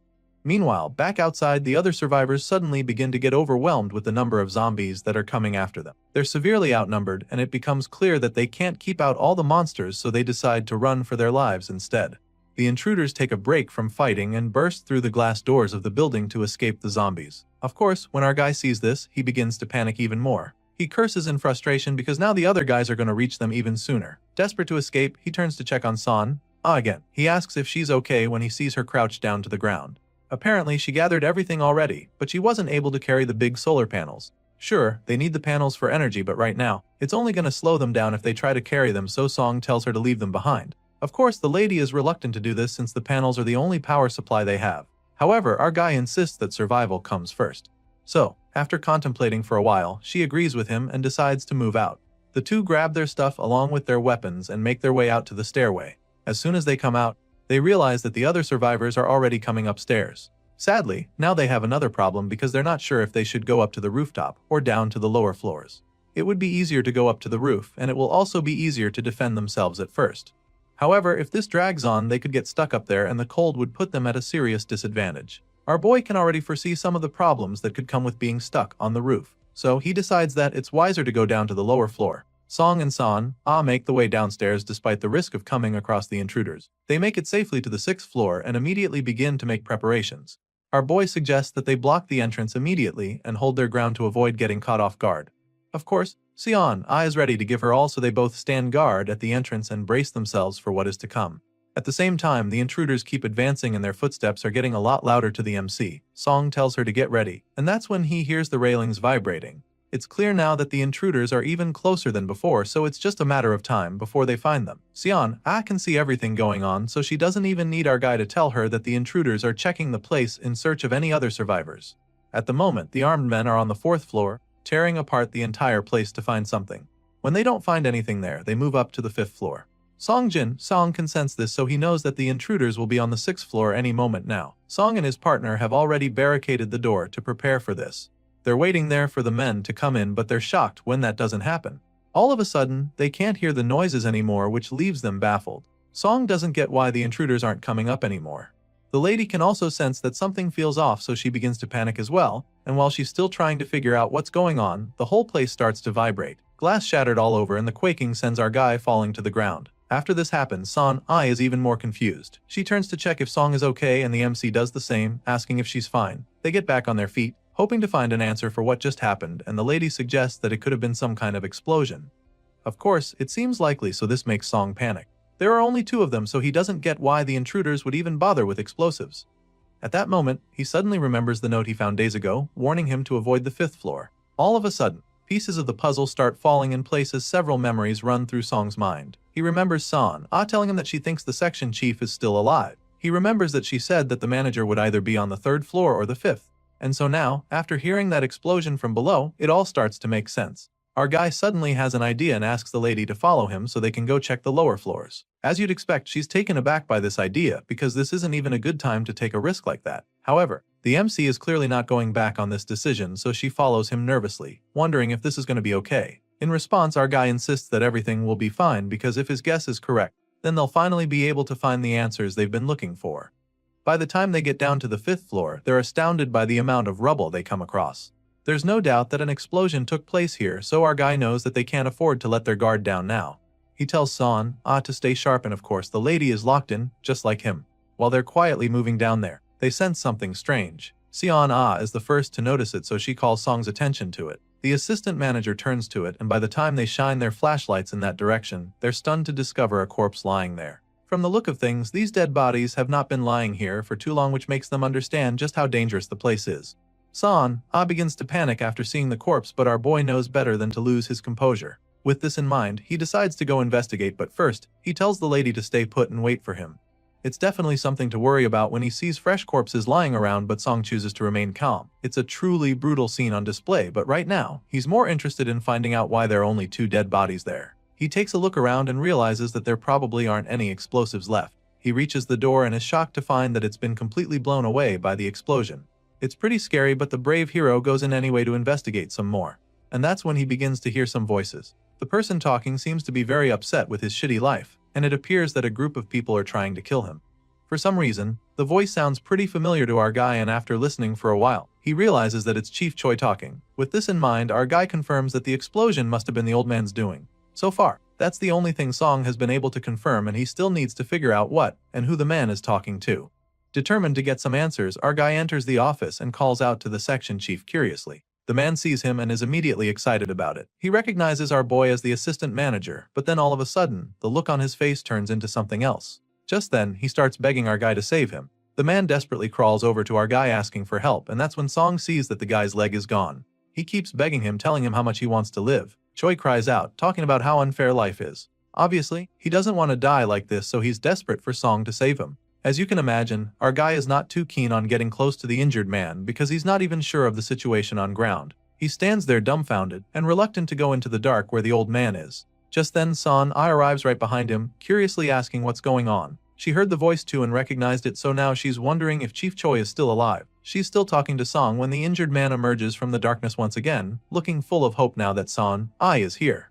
He asks her to remember him, begging her to help him and save him from the clutches of death. She's stunned when she sees the man covered in blood, and as much as she'd like to help, there's not much they can do for him in his condition.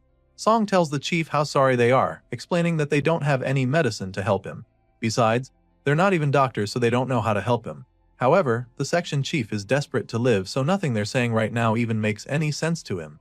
He yells at them, insisting that there's a way he can survive, and this leaves the dude pretty confused. Seon-ai is still trying to figure out where the man is going with this when he reveals what he has in mind. Apparently, Choi is so desperate that he feels he won't die if he becomes a zombie. So, he asks them to bring one of the zombies over to him because if he gets infected, then he won't die. The chief knows how difficult that might be for them, so he suggests that they can also take him down to the first floor, where he'll just let himself get bitten. For some reason, he's convinced that this is a good idea, but our guy doesn't even know how to start explaining what a crazy plan it is. The man crawls over to him and holds his hands, hoping that he can convince them to play along with his mad idea.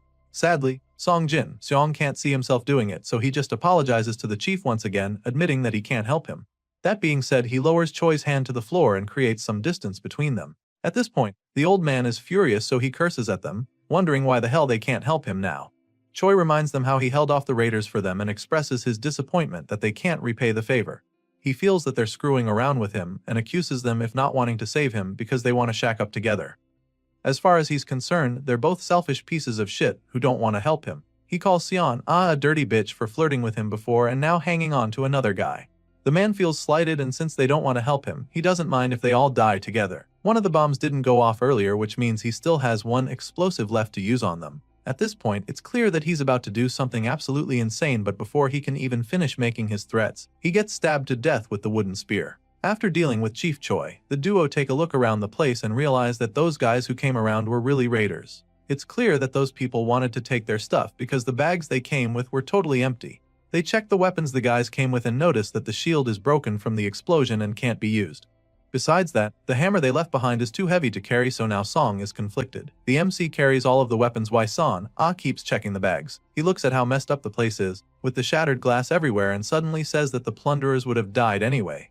This catches the lady off guard, so she asks him what he's talking about. As you can imagine, she still feels pretty bad that they had to kill the chief, so to hear Song say this leaves her puzzled. Seeing the look on her face, he states that Manager Choi would have died either ways from the blood loss. He would have slowly gone into shock from the excessive blood loss, so he believes that they reduced the old man's suffering by letting him die early. That being said, he assures her that there's no need to feel guilty. As far as Song is concerned, this is the best way things could have gone for them, because even if they helped him to become a zombie, they'd still have no choice but to kill him. It's pretty harsh, but it's the truth and a reality that they have to get used to. Son-ah stares at him, looking all dazed, but then after a while, she breaks the silence and agrees with him. She feels that he's absolutely right, and so she stops feeling bad about what happened. Soon enough, they get back to their mission to survive and they arrive at one of the shattered windows. Son-ah looks out the window and spots something crazy. It's a horde of zombies swarming out on the street. Later on, Song checks his phone for updates on the situation, wondering if anyone else felt the explosion. It was pretty huge, so he feels that the others should have sensed it too. Sure enough, they heard it, and they're also aware that it came from the Taesung Trading Building, which is where our boy has been since the apocalypse started. The people are aware of what happened, but nobody knows why it happened. The community knows that they started a fire too, which makes them a target now. Of course, this makes our guy really worried, because now that it's a topic in the community, other raiders will come flocking too. On top of that, the zombies that swarmed outside are also a problem. Song-jin Song has been watching everything since the day before, and while the zombies are spreading out again over time, most of them are still remaining. The lobby probably doesn't even have room to step. Now it's clear that they can't hesitate and let them occupy the emergency exit too. He figures that they leave at the earliest, the day after at the latest. Hearing this, Seon-ai is once again on board. It sounds like a good plan to her, and since they're on the same page, Song suggests that they go check the situation on the first floor. The MC picks up his flashlight and Seon-ah does the same. They strap the lights on their heads to help them see properly. After walking for a while, the lady stops all of a sudden because she hears a strange sound all of a sudden. By this time, They both hear a loud bang and Song figures that it must be coming from upstairs.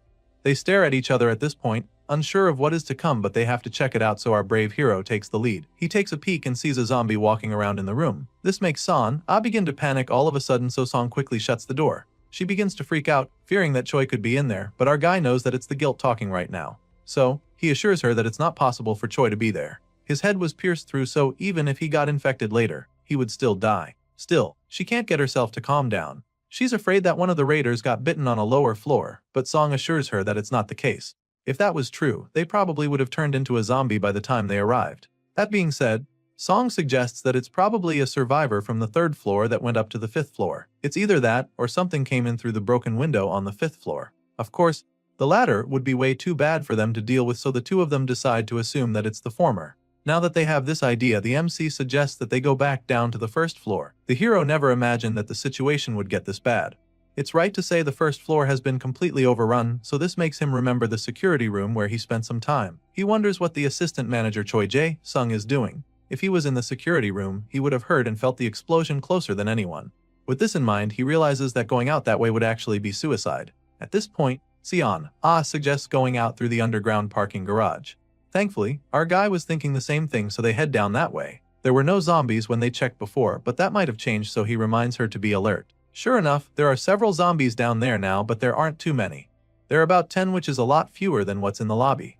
The place is filled with cars because everyone left their cars when the snowstorm started. The duo can use this to their advantage because there are plenty of cars they can use as cover. Besides that, the zombies might not even smell them either if they move quickly, since it's underground. Just then, our guy notices a reflection in a mirror and asks Sion if she can make out what's in it. His eyesight isn't that good, so he can't see it properly. Sion can't see that much better than him, but she can see that the frequency of zombies on the other passage is similar to what they have on this side.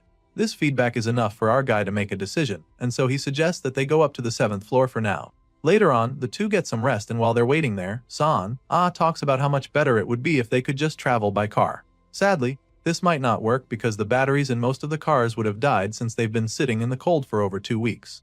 The car option isn't going to work, so she wishes that they could use bicycles. Sadly, there are none, so they'll just have to walk.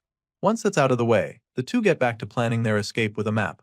After they're done making plans, they try to get some rest, but the cold is absolutely freezing with a temperature of -35 degrees. Neither of them are able to sleep in these conditions, so after shivering violently for a while, Son finally decides to break the silence. She asks Song if he's still awake, and he answers, even though it's obvious. Well, he's been tossing and turning all night, so she could tell that he hasn't been able to sleep. Besides the cold, she can sense that he's worried about something and feels that it's probably because he's been thinking about the person on the 1st floor.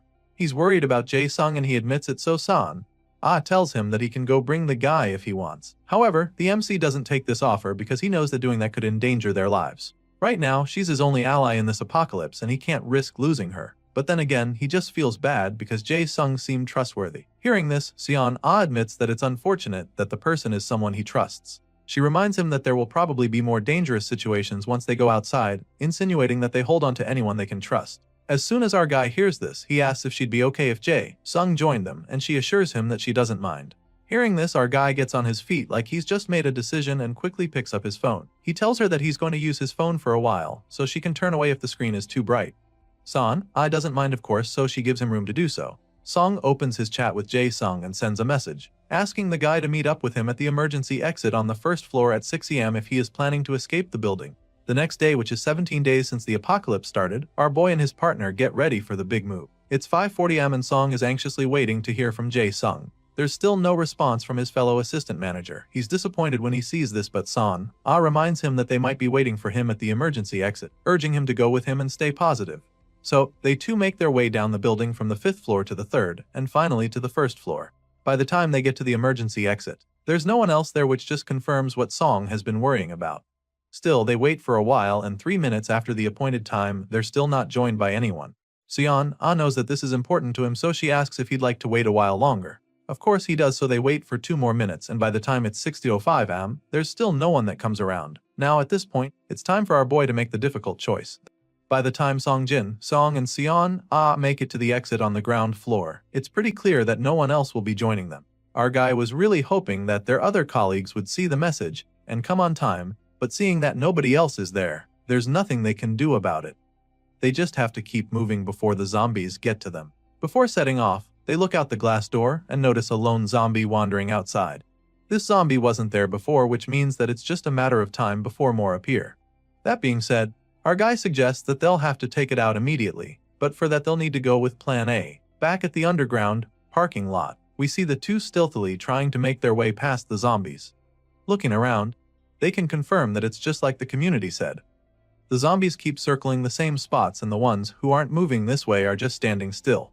While they're trying to be as quiet as possible behind a car, they suddenly come across one zombie standing right next to the vehicle. It only takes a single look at one another for them to know that they have to take it out. So, Song slowly stands up to make the move, but as soon as he takes a step toward the zombie, the noise comes out a lot louder than he hoped, and the undead monster instantly detects it. These zombies are already notorious for having insanely enhanced hearing abilities, so the sound gives his location away and the creature charges at him. This zombie in particular is pretty quick, but our guy sees the attack coming, and of course, he braces himself for it. Song grips his weapon tightly with a confident smirk on his face as the zombie comes towards him. But just when it looks like he's about to take on the monster, comes out of nowhere to strike the undead monster. She whacks the zombie in the head and mercilessly beats it to death. We're certain she killed it because a notification pops up, stating that Song's party member has just mined a coin. Our guy is also informed that this coin is now bound to the party leader, who just happens to be him. In other words, Song just gained another coin thanks to Son's wonderful fighting skills. As you'd expect, the MC is more than happy to see that the lady is more than capable of taking out a zombie, so he quietly commends her with a thumbs-up gesture. At the same time, is pretty proud of herself, especially after seeing how impressed Song is. She smiles at him with bright red cheeks, and they both continue their journey shortly after. They keep moving through the parking lot as quietly as they can, and it doesn't take too long before they finally make it outside. Once they're out there, they're instantly reminded of the endless snowstorm that's been going on for weeks now. The air is absolutely freezing, and even though they expected it to be very cold, they definitely didn't imagine it would be this bad. It's so unbearable that Song fears that they'll freeze to death if they even consider sleeping out there. Obviously, they can't stay out for much longer, so our guy suggests that they keep moving. Agrees with him, but insists that they head down to Cheongjaekyeon before anywhere else. Our boy finds this to be a brilliant idea since it's safer for them. After all, zombies can't go up or down stairs. These two keep moving through the snowy, zombie-infested streets, determined to survive despite the incredibly harsh conditions. After a while, the hazardous elements start to get to them, and is the first to complain. As far as she's concerned, they're moving way slower than she expected, and she'd definitely like to pick up the pace. However, our guy reminds her that they don't have much of a choice. After all, moving slowly is way better than getting spotted by the zombies and having to fight them. Of course, she knows that he's right, so she sucks it up and forces herself to keep moving through the blizzard. Thankfully, after a very arduous journey, their destination is finally in sight. is so relieved to see that they're almost at Cheongjaekyeon. As excited as Song also is, he reminds her that they can't let their guard down. He urges her to be very careful, because there's a ton of zombies swarming near the police station. After a while, their destination is only 30 meters ahead, and shortly after that, they only have to keep walking for about 20 meters. Soon, it's 17 meters, and just like that, step by step, the two get closer to their goal. Unfortunately, just when they're so close to the end of the journey, the snow suddenly starts coming down harder. Song immediately knows that this is very bad for them, especially since the wind picks up in a flash. This makes things a lot harder for them since their scents will be carried toward the horde of zombies in no time. Before he can even finish the thought, notices it as well. The wind is blowing rapidly toward the police station, so they've only got a few seconds before the zombies catch their scent. Sure enough, the wind blows their human essence right into the nostrils of the undead, and just like that, there's a swarm of zombies charging at them. Starts panicking when she sees the monsters coming, so she asks Song what to do. I mean, he's the party leader, so he should have a plan, right? Well, he doesn't have one right away, but seeing that they'll be mauled to death in a few seconds, the gears in his head start turning real quick. Song knows that going down to Cheongjaekyeon right now would be suicide, so that's out of their options. The zombies can't walk down the stairs, but that doesn't mean they can't come down the steps now that they've caught their scent. It's a chase now, so whether these two like it or not, these mindless brain eaters will probably tumble down somehow. Of course, our guy has already thought of this, so he knows that such a thing will make a lot of noise and just attract more zombies to come swarming in. With this in mind, he concludes that the best way to go would be to get into a building as soon as possible. Right now, any building would be enough, but there's a major problem with that plan. You see, all the open entrances are already surrounded by the zombies, and if they try breaking into a locked building, the noise will only draw the undead creatures to them. Our guy is seriously brainstorming right now, but it's clear that he needs to speed it up if he doesn't want to be torn apart in seconds. Sion, points this out to him, stating that they have to do something and not just wait there like sitting ducks. In that moment, the MC is forced to make a decision, so without overthinking it, he decides that they head left. He looks over there, referring to the bus just sitting there. As soon as they see the opportunity, they run as fast as they can toward it. But that's when they're met with another challenge. The door is locked shut, and despite all their pushing and pulling, they're unable to open it. San, gets frustrated and concludes that there is no point trying anymore. She considers breaking the glass window with her stick, but of course, that's not a very good idea, so our guy tells her to wait a second. He looks through the window and notices that the key is still in the ignition. As you can imagine, this is enough motivation to keep trying, so he shoves the metal part of his weapon in between the door and finally gets it open. Sion, goes in first, and by the time Song looks to the side, he sees that the zombies are merely a few feet away from getting to him. Thankfully, he gets into the bus before they can reach him, and then uses his stick to keep the door shut.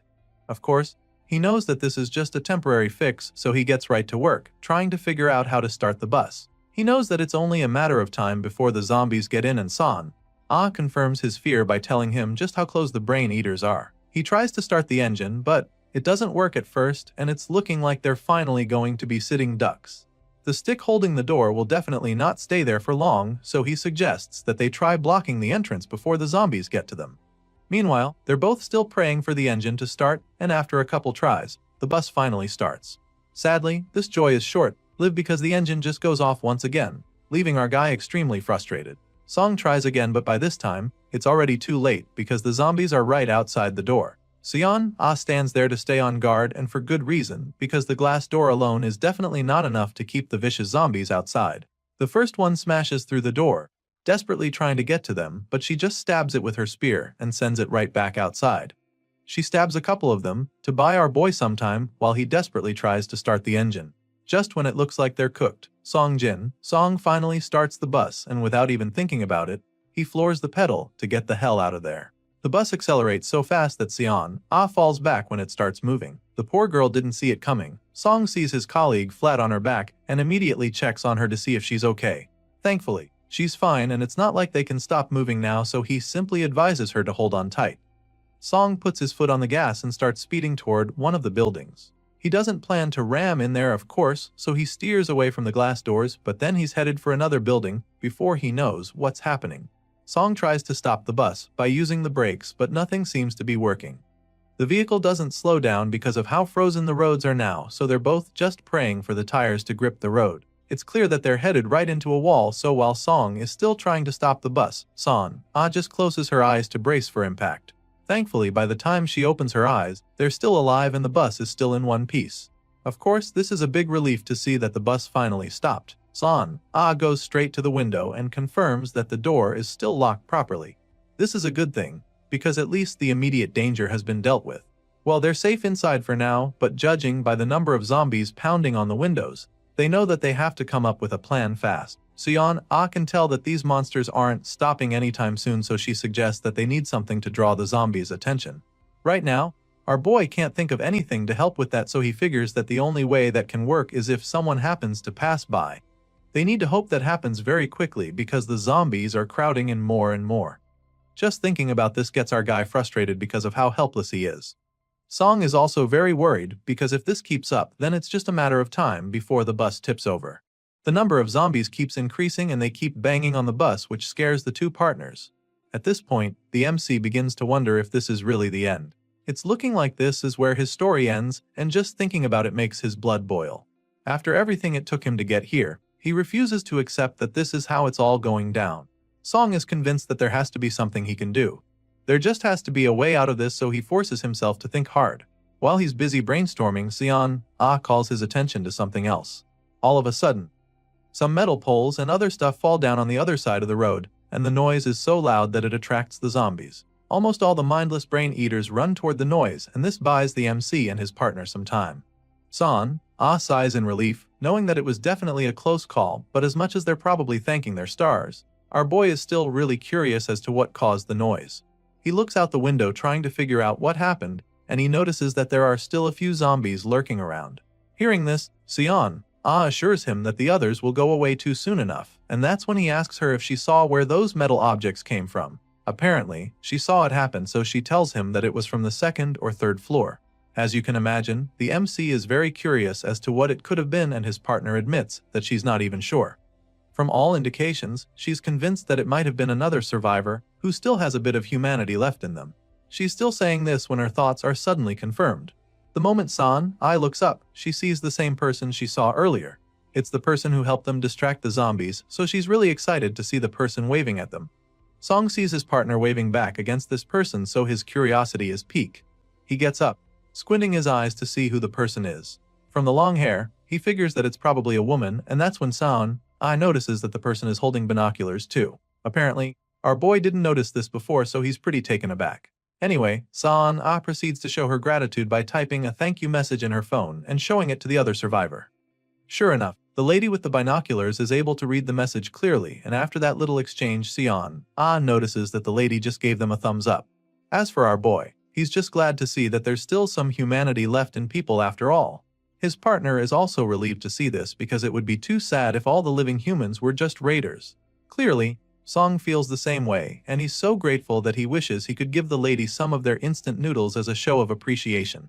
Well, he quickly learns that they don't even have any noodles anymore, because San-ai quickly reminds him that they're all out. Bro forgot that he had already eaten all of his rations before now. They both joke about their lack of food, and after sharing a good laugh, San-ai asks if he thinks that there'd be ramen in the distribution warehouse. At least that's what she thinks. Song is convinced that there should actually be food there, so he suggests that the first thing they do when they get there is to eat some ramen, and of course, San-ai is all for that idea. The two office workers are forced to wait in the bus throughout the day, and soon, the sun goes down, so they just sit at the back of the bus, shivering in the cold. Song notices that San-ai is feeling unwell, so he checks up on her, but she's surprised that he's even still awake. Sure, he's awake and he also looks sick, but he's more concerned about her, because she's completely pale right now. He looks outside the window and sees the wind still blowing strong, and this is obviously not good for them.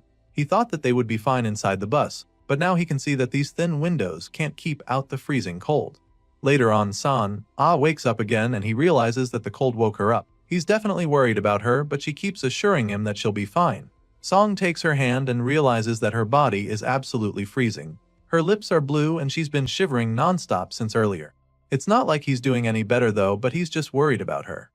Song can see the confusion on her face, so he tries to explain to her why they need to warm up. If they don't do that, then they won't be able to move properly. Sure, she gets what he's trying to say, but besides starting a fire, she can't think of any other way for them to warm themselves. After hearing this, our guy goes quiet for a while as the gears in his head start turning again. He brainstorms for a few seconds and then finally decides that they have to light a fire. As you can imagine, this idea sounds strange to her because they're literally inside a vehicle. She can't believe that he's even serious for suggesting that they start a fire inside the bus, because they'll literally suffocate for sure. Well, Song already knows that this is a possibility, so he explains that this is why they need a vent for the smoke. Song knows that it will be too loud if they break a window, and of course, that will just attract the zombies to them again. Just then, they both look up at the ceiling and have the same idea. They see the hatch up there, so San-ai immediately shoves her stick to see if she can create an opening. Thankfully, it works, so Song suggests making a few more holes. Shortly after that, we see that the two actually made a fire inside the bus, and their little gimmick with the holes in the ceiling works as some kind of chimney. While warming themselves by the flames, San-ai suddenly shows him something on her phone. Apparently, it's a post that went up earlier that morning, and she has a feeling that it might just be about them. The post talks about two survivors, a man and a woman who escaped Seoul by bus. He also sees a message that's allegedly from the people who helped them distract the zombies earlier. After reading the message, Song definitely feels that it's about them, but he's not sure yet, so he figures that they try confirming. He picks up the phone and asks the others to tell them which building they're in. Sure enough, they respond, revealing that it's the opposite building, stating that there's a convenience store on the first floor. In order to confirm that they're on the same page, the other survivors ask them which car is parked right in front of the convenience store. San-ai immediately goes to take a look and confirms that it's a white Sonata. Our guy passes on the message, and the people on the other side reveal that he's correct. Now that they're all sure who they're talking to, Song thanks them again for helping them out with their zombie situation. And then, the others respond by asking if they can join the duo on the bus.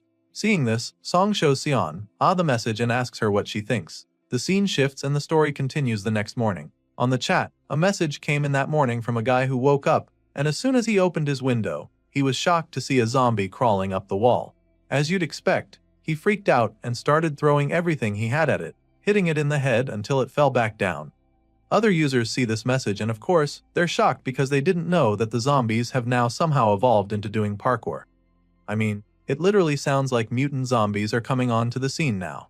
The guy who dropped the message responds, claiming that the zombie looked oddly familiar, and so he checked only to find out that it was the manager of the indoor climbing gym next door. At this point, it's clear to them that there are zombies that retain their skills from before they turned. Meanwhile, back with our guy and his partner at exactly 8:56 am, Song suggests that they start preparing and Sion agrees with him. Before heading out, she asks him what he thought of that post they saw earlier on the chat about the mutant zombies. He claims that he actually expected that something like that would be the case, but Sion is surprised to hear this. She wonders how he knew, so he reminds her of the explosion that shattered the windows back when they were on the 5th floor where manager Choi died. Sion realizes that the zombies that got up there probably made it there by climbing the walls. Anyway, they come out of the bus back into the road where the zombies are still roaming all over. Of course, they don't want to be out here too long, so they keep hoping that the other survivors will join them soon. Thankfully, at exactly 900 am, someone steps out of the building and starts walking toward them. She's got a friendly smile on her face, so Sion figures that it must be the lady that helped them out the day before. For someone who's been trapped in this apocalypse, the woman looks really good, so Sion can't help but feel jealous, especially when she sees the padded jacket she's wearing. Song sees it as well and begins to think that they should also get some winter clothes like that. His partner feels that this lady must be so kind and she can't wait to team up and become a trio. Unfortunately, her hopes are instantly dashed when a zombie flies out of nowhere and bites the new girl in the neck. It happens so fast that they can't even believe it. Even the girl is too stunned to move, and while the others are watching in horror, the zombie proceeds to feast on her. It's truly a gruesome sight, but they can't even gasp or scream in horror, because that would just make them the next item on the menu. To make matters worse, the potent smell of blood fills the air immediately, so Song knows that it's just a matter of seconds before the other zombies swarm the place. He covers his mouth to stop himself from making a sound. And even though he feels bad for the new girl, staying here just puts them at risk, so he decides that they get the hell out of there. He starts walking away, but Sion doesn't move a muscle. He realizes that she's not following him, so he turns around to call her, and that's when he sees that she's still in a daze. She keeps staring at the poor girl getting devoured by the zombie, so he pulls her arm to get her attention. Thankfully, she finally spans out of the trance and urges her to move on despite what just happened. After all, it's the only thing they can do if they want to survive. Eventually, Sion comes around, and from the look on her face, you can tell that she's probably never going to be the same after what she just witnessed. The both of them continue their journey and eventually make it to the subway. Of course, it's very dark down there, so Song just stands at the top of the stairs to consider their options for a second. While looking down the dark stairway, Sion asks if this is really the right way to go. Well, it's not like our guy can know for sure. However, what he does know is that the surface is too risky, and there are too many variables up there. But then again, there's a possibility that all the people who were on the trains and the station got infected after the apocalypse started. There's a chance that they'd be walking into a zombie-infested death trap, so our guy is hesitant to go down. He's still brainstorming when all of a sudden, the wind picks up again. San notices immediately, so she calls out to him, but he already knows. He's also aware that it's never a good thing when that happens, so he ultimately decides that they head down to the subway. They turn on their flashlights and make it down the stairs, but after walking for a while, they don't come across any zombies. Sion is surprised to see this because she was probably expecting the place to be swarming with the undead brain eaters. Either way, our guy is not exactly relieved because, zombies or not, all that's left are corpses, which is not a good sign. Seeing all the dead bodies, Sion figures that they were trampled by a crowd or something. The corpses aren't that many, which catches Song's attention. He surmises that the ones who died were probably stuck in the subway and couldn't escape. He's still investigating the scene when his partner taps him on the shoulder from behind to get his attention. He turns around with an anxious look on his face, and that's when she shows him a convenience store. A big smile creeps up on his face when he sees it because he feels that they just hit the jackpot or something. They both enter the place, eager to get some supplies and, more importantly, food. However, that smile is quickly wiped off his face because as soon as they enter the place, they find that it's completely empty. All of a sudden, he's starting to see exactly why there weren't any zombies around. It's looking really hopeless right now, but Sion I still feels that they can salvage something out of the place. She noticed the leftover soda cans were smashed, so she thinks that it's a sign and suggests that they check the storage room for some stuff. They get into the room and surprisingly, there's actually a few cans of beer sitting on the shelf. As you can imagine, our boy is so excited to finally get his hands on some booze for the first time in weeks. Maybe he did hit the jackpot after all. Anyway, from the look of things, someone probably left these behind on purpose, so he doesn't think they should take everything. Song asks Sion if they should just take a can or two, and the lady just nods in agreement. Shortly after that, they make their way out of the store and back to the subway. Song was able to get something he was craving, but that's not exactly the case for Sion. She really hoped that the clothing stores would have something for them, but they were looted till nothing was left. When she says this, Song admits that he was also hoping to get a few things from the store too. I mean, their biggest issue right now is surviving the freezing cold, so San really wanted some winter clothes. I mean, it's still only summer and she knew that there'd be mostly summer clothes, but she didn't even expect that every single piece of clothing would be gone. While the clothing store was empty, Song noticed that the phone store just next door wasn't even touched. Well, that makes sense since only a few survivors even know that there's a way to communicate anymore. Soon, they get to the tracks and it becomes pretty clear that they'll have to walk a lot more than they thought. Trains aren't working anymore and Sion believes that they would have to walk about 20 kilometers. As soon as Song hears this, he starts moving, but before he can march ahead of her, she pulls him back to show him something weird that she saw earlier. It was so weird that she took a photo. Sion takes out her phone and shows him the picture in her gallery. It appears to be some kind of note left behind by someone. The writer claims that they expected chaos to come, but not like this. That it's far beyond anything they imagined and that they're scared now, not sure what to do or where to go because they can't find their way. After reading this note, our boy immediately gets the feeling that whoever wrote the note is somehow responsible for the apocalypse. They might have caused all this, but he can't be sure, so he just tells Sion how creepy he thinks the note is. Just then, her phone battery dies, so the MC simply suggests that they keep moving. The two walk down the tracks for several kilometers, and the farther they go, the more anxious they get. It's so clean along the tracks that it's unsettling, and Sion feels the same way. She thought that there would be bats or animals at least, but there's no sign of anything. Not even zombie corpses anywhere, which makes Song conclude that they're all gathered somewhere. Just thinking about it gives Sion chills, and she keeps wondering what would happen if they run into the zombies soon. Just then, they finally come across the abandoned train, so they stop in their tracks, unsure of their next move. The story continues with our guy and his partner going right into the abandoned train to look for anything that can be useful to them. Seong focuses on the lower levels like the floor and under the seats, while Sion searches the ceiling in the meantime. However, even after looking for a while, they don't find anything at all, not even a single corpse. It's starting to look pretty fishy at this point, because there should actually be some abandoned stuff in there, and just when it looks like they're not going to find anything, Sion notices a small object sitting on the overhead shelf.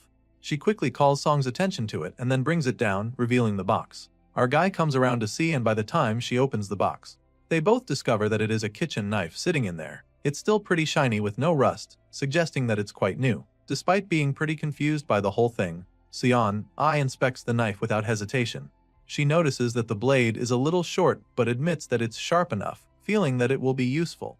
It turns out she's not the only one who found something, because our guy suddenly reveals that he also discovered something over in the other compartment, so he opens his backpack to take out the item. Song hands it over to her and she immediately recognizes it as a Bluetooth speaker, but she's not exactly sure why he took it. So, he explains that it could come in handy later when they're trying to lure the zombies. Shortly after finding the knife and the speaker, the duo resume their search inside the train car, but they don't find anything at all and start to realize that they should probably have come here sooner. At this point, it's looking like there's nothing else that can be of use to them in there, so Song suggests that they head out and keep moving. He helps Sion get off the train, and after walking a few meters, they notice something strange ahead of them. They stop in their tracks to take a closer look, and that's when they see the human-like figure standing in the middle of the tracks. Song and Sion are immediately alarmed at this point because they know that it's probably a zombie. Sure enough, their fears are confirmed when the zombie slowly emerges from the shadows and starts walking toward them. For some reason, the zombie doesn't show any reaction despite sensing their presence. It just keeps staring at them, which leaves our boy pretty confused and anxious. Besides the fact that the undead monster is standing in their way, Song is even more worried by the sheer size of the thing. The zombie is so huge, and he's almost certain that it is at least 2 meters tall. But while he's still trying to wrap his head around his bug, the zombie is Sion. Suddenly reveals that she recognizes the zombie. Apparently, she knew the man before he got infected, so she immediately tells Song that the guy they're looking at used to be a pro baseball player from the KBO. Song isn't too surprised when she says this. In fact, it makes a lot of sense because it explains why the zombie is so huge. And so, he suggests that they avoid the guy as best they can. With this in mind, they keep moving forward, and by the time they get close to the zombie, the big guy has already moved to the side. This allows them to quietly walk past him, hoping that they do not get detected by him. Sadly, despite moving as silently as possible, the zombie somehow senses them. He probably perceives their scent and turns to face them. He still can't see them, but he definitely knows they're there, and so our boy begins to panic a bit. They're still hoping they can safely pass, but this hope is quickly dashed when the zombie turns to them with an ominous glint in his eyes. The moment Song sees this, he just curses in frustration, knowing that the sneaking game is over. The huge zombie charges at them, so Song tells his partner that they have no choice but to follow the same plan they used the last time. Thankfully, Sion knows exactly what he is talking about, so she understands what she needs to do. The lady gets out of the way while our guy stands his ground to face the first wave of attacks. The zombified sports star runs toward him, and he's instantly blown away by how fast the guy is. Still, he remains unfazed and braces himself for the clash. He points his weapon at the beast, but it doesn't slow down, and in a blink of an eye, the office worker finds himself standing face to face with the vicious zombie. The undead creature growls at him, so he stabs it in the chest with his wooden spear, and even though this isn't exactly going to do much damage, it's only a distraction to allow his partner to take over from there. With his spear buried in the zombie's chest, he gives Sion the signal, so she comes in swiftly to deliver the finishing blow. Before the zombie can even realize what's going on, she whacks him in the head with her golf club. She hit the zombie so hard that the metal stick practically snaps in two. The zombie yells in pain, but it's not enough to knock it out. By this time, the lady is beginning to panic because her only weapon just got broken in two, and all she has left is a short metal rod. Meanwhile, the zombie very quickly recovers from her hit and turns to her with a menacing look on his face. The zombie growls, and before either of them can think of their next move, the undead brute charges at the lady. The zombie shoves Sion with so much force that it almost sends her flying. As for our guy, he's just overwhelmed by the sheer strength that this monster possesses. He knew that it was strong, but he didn't think that it would be this powerful, so now, their chances of survival are looking really slim. Meanwhile, the zombie suddenly rips the stick out from his chest and goes after the girl. From the look on the zombie's face, it's clear that he's ready to rip her apart, but Sion is also prepared to fight back. She decides to use the broken metal rod in that moment, and as the monster begins to move erratically, she takes the opportunity to stab the zombie in the back of the head. This time around, her strike packs a lot more sting and does enough damage to send the zombie falling headfirst. The force from the fall causes the zombie's skull to crack open, killing it in an instant.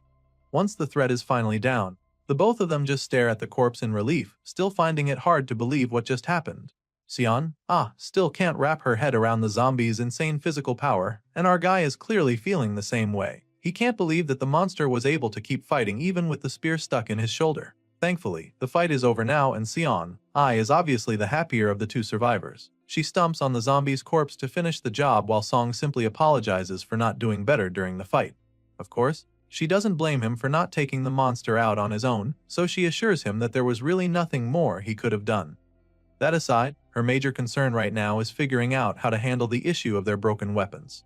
For starters, her golf club has been reduced into a small rod, so she considers attacking it to the wooden spear from before. As you can imagine, our guy feels that this is a great idea. The wooden spear's top is wore down already, but her metal stick is still pretty sharp. Together, he believes that they'll make up for each other's weaknesses, and the piercing power will be even greater. That being said, she proceeds to start tinkering, and after a while, she reveals the new and improved weapon. Seeing this, our guy is pretty impressed, but he also reminds her that they can't be in one place for too long. They took a break while she was fixing the weapon, so now he feels it's time to get moving again, and Sion agrees with him. A couple hours later, we see that the two survivors are getting pretty tired again. They've been walking for a long while, and Sion is starting to get a little frustrated because they've passed 5 whole train cars and didn't find a single useful thing in any of them. The whole thing is really killing their vibe, and Song is now very certain that someone else must have swept through the trains before them. As discouraging as it all seems, the lady still has high hopes. They can't stop moving even if they wanted to, so they just remain positive because they'll soon be at Sinseol Dong Station. Just as she says this, they both hear a loud bang erupt from the darkness ahead of them. It's clearly an explosion, but the MC can't even begin to imagine what could have caused it. All he knows for sure is that they shouldn't head that way. And so, without thinking too much about it, he grabs Sion, Ah's hand and urges her to run the other way as fast as she can. The two run away from the explosion, and after a while, when it feels like they're safe, they stop to catch their breaths. They're both panting in exhaustion, and that's when Sion, finally asks him what he thinks that was back there. But before she can even say another word, he tells her to be quiet. Currently, they're hiding in one of the abandoned train cars, and the last thing Song wants is for them to draw any attention to themselves. He looks out the window to check what's going on there, and he's instantly startled by what he sees. All of a sudden, there's a lot of noise outside, and after taking another look, Song confirms that there's something bad charging towards them. It turns out that there's a very ferocious horde of zombies heading their way, and just looking at it is overwhelming. Son takes a look as well and immediately starts panicking, wondering if it's wiser to fight or run from the zombies. Of course, Song understands their current situation very well, so he knows that they can't take on that many zombies head-on, so he tells his partner to just hold on for the meantime. In a matter of seconds, the zombies are right behind the train, and then they slow down all of a sudden like they just sensed something. Our boy braces himself just in case they decide to attack, but then the zombies just run past the train once again. At this point, it looks like they're off the hook, but they can't be sure, so Song urges San to keep her guard up. As far as he's concerned, that wasn't the end back there. Sure, the first wave of zombies passed, and it looked like they were good for a while. But just as our guy suspected, there were a lot more zombies to come. They look out the window and see another horde heading toward them. The number of zombies is just overwhelming, and they're not even sure what to do at this point. Now, the office worker is torn between going toward the station and going back.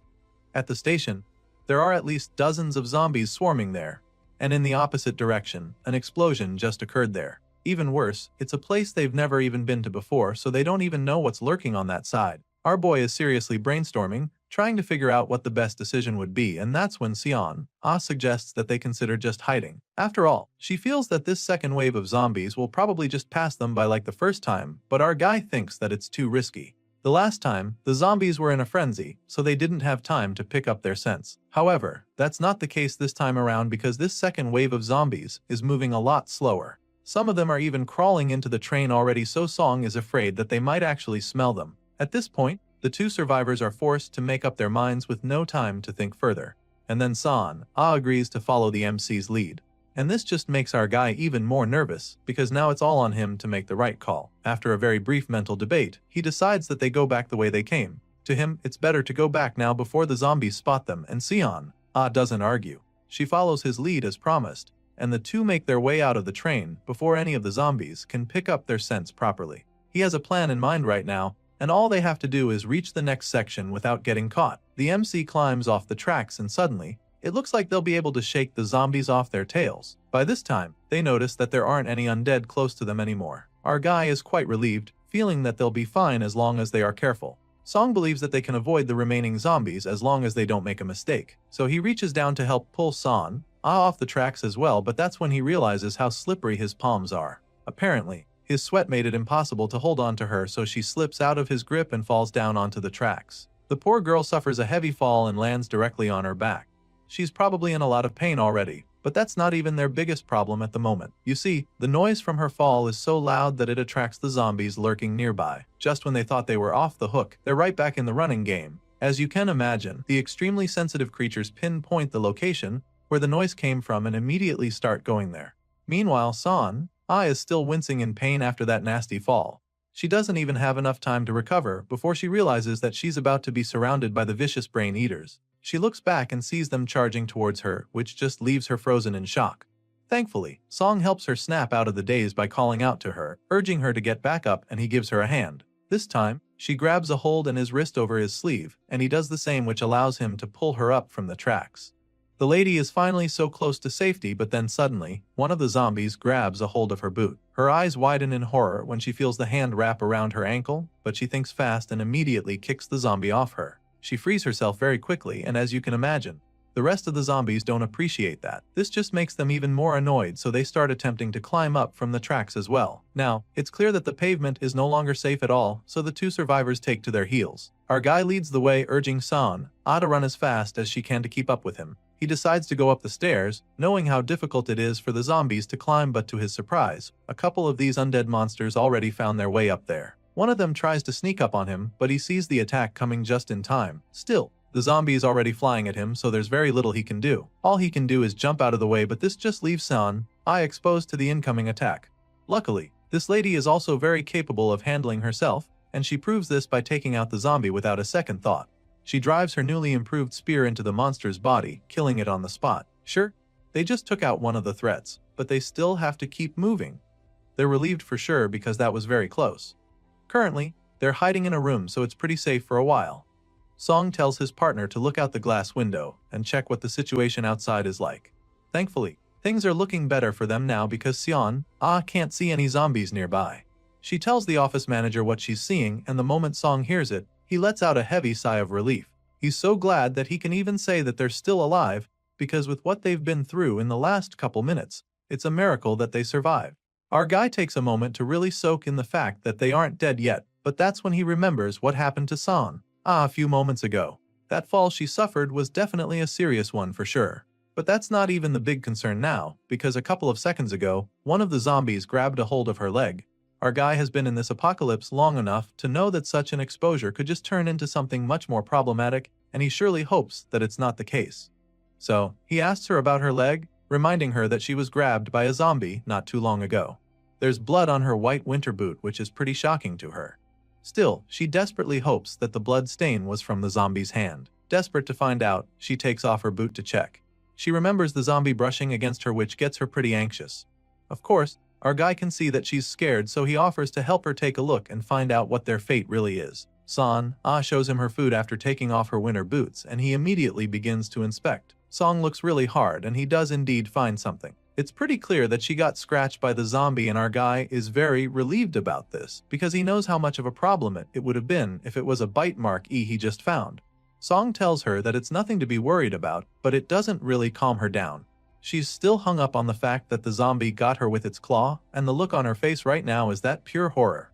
Still, the MC assures her that she'll be fine, revealing that he also got scratched a little, but nothing happened.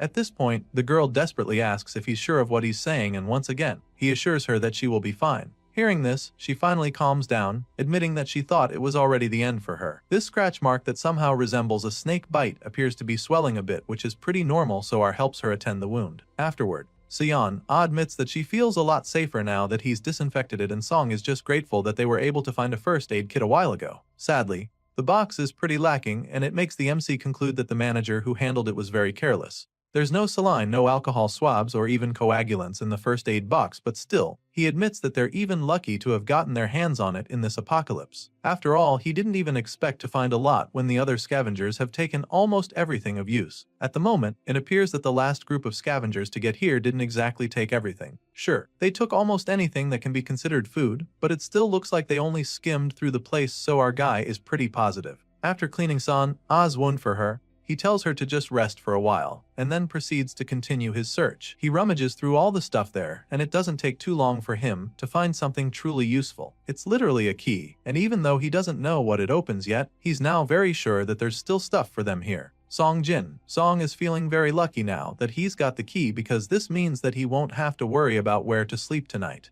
Now that he's gotten into the room, he's determined to find some valuable items, so he begins his search immediately.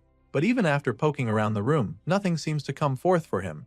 This makes him even more eager to find something. He's sure that it's somewhere in the room, so he begins to retrace his steps. He feels that he might have rummaged through too quickly, so he slows down the second time around, carefully checking the place. Once he's more focused, it doesn't take too long for him to find the logbook, so he excitedly starts going through the pages, line by line, determined to find the information he needs. Sure enough, he comes across the line stating that the locker password was changed, so he takes the new password and rushes to open the locker. San sees him and expresses how shocked she is.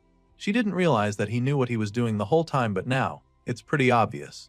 She's so curious as to how he knew to look for the logbook, so that's when he turns to inform her that he actually used to work in the subway. It turns out that it was during his time here that he learned that they always jot down the safe codes in the logbook. Well, now that he's gotten into the locker, Sion is wondering if there's something special inside the safe. In response, Song admits that he doesn't know for sure. All he knows is that the safe is mostly just for keys used inside the station. However, the main thing he believes can be of use to them is still sitting in a box in the safe. So, he takes out the box and reveals the gun sitting inside. The MC explains that this is actually a gas gun, and he knows this because subway stations always keep firearms in storage. Still, the lady can't understand why something like that would be in a train station. So, Song explains that station staff need to be prepared in the case of a robbery or an attack because they collect cash every morning. He gives her the box to keep after explaining this, but she feels that he should be the one to hold on to it. Besides, she's never even touched a gun, so she doesn't think she would know how to use it when it matters the most. Our guy agrees with her and keeps the gun instead. Since she can't hold the gun, he informs her about the key he found earlier. She asks him what it's for, so he tells her that he thinks it is the key to the station staff room. The two rush over to the staff room to try the key, and they immediately beat the clock as the door opens. The two smile at each other in excitement before going inside, and the first thing our guy notices is the size of the place. It's about 16 to 20 square meters, which is even worse than the place where he worked before. While looking around, they're shocked to see a pale figure sitting in the corner. They're startled at first, but upon closer inspection, they confirm that the guy froze to death already. The guy doesn't look like he was infected. He probably died of starvation, so Saan proceeds to politely take his clothes off him. They get out all the blankets and pillows they can find, and for the first time in weeks, they can enjoy a good night's sleep. Saan is really liking this, so she suggests taking the blanket along even if they leave here. But Song isn't sure if they can move with that kind of weight. Well, she doesn't agree with him. She feels they can take the blanket since their food bags are almost empty anyway. At this point, they're finally on the same page, so the office worker agrees with her idea. The bed is surely very comfortable, and it's just a matter of time before they fall asleep. They've been running around all day, so Song encourages her to get some rest. Later that night, while our guy is keeping watch, he checks the floating shop for some items. The food they have left can only last for the next 2 days, so they have to get to the warehouse before then. At this rate, getting there shouldn't be a problem if nothing major happens. At the moment, he's got his eyes on some winter clothes that cost 3 coins. It's getting colder by the day, and even though being underground helps for the meantime, they'll still have to go back to the surface eventually. The situation underground is gradually getting worse too, and if things go wrong they'll need to cover more ground, so he's really considering the winter gear. Currently, he can afford sets for him and his partner, but he's not sure if spending that much on clothes is the wisest choice. After much deliberation, it looks like he is about to click the button, but he stops midway.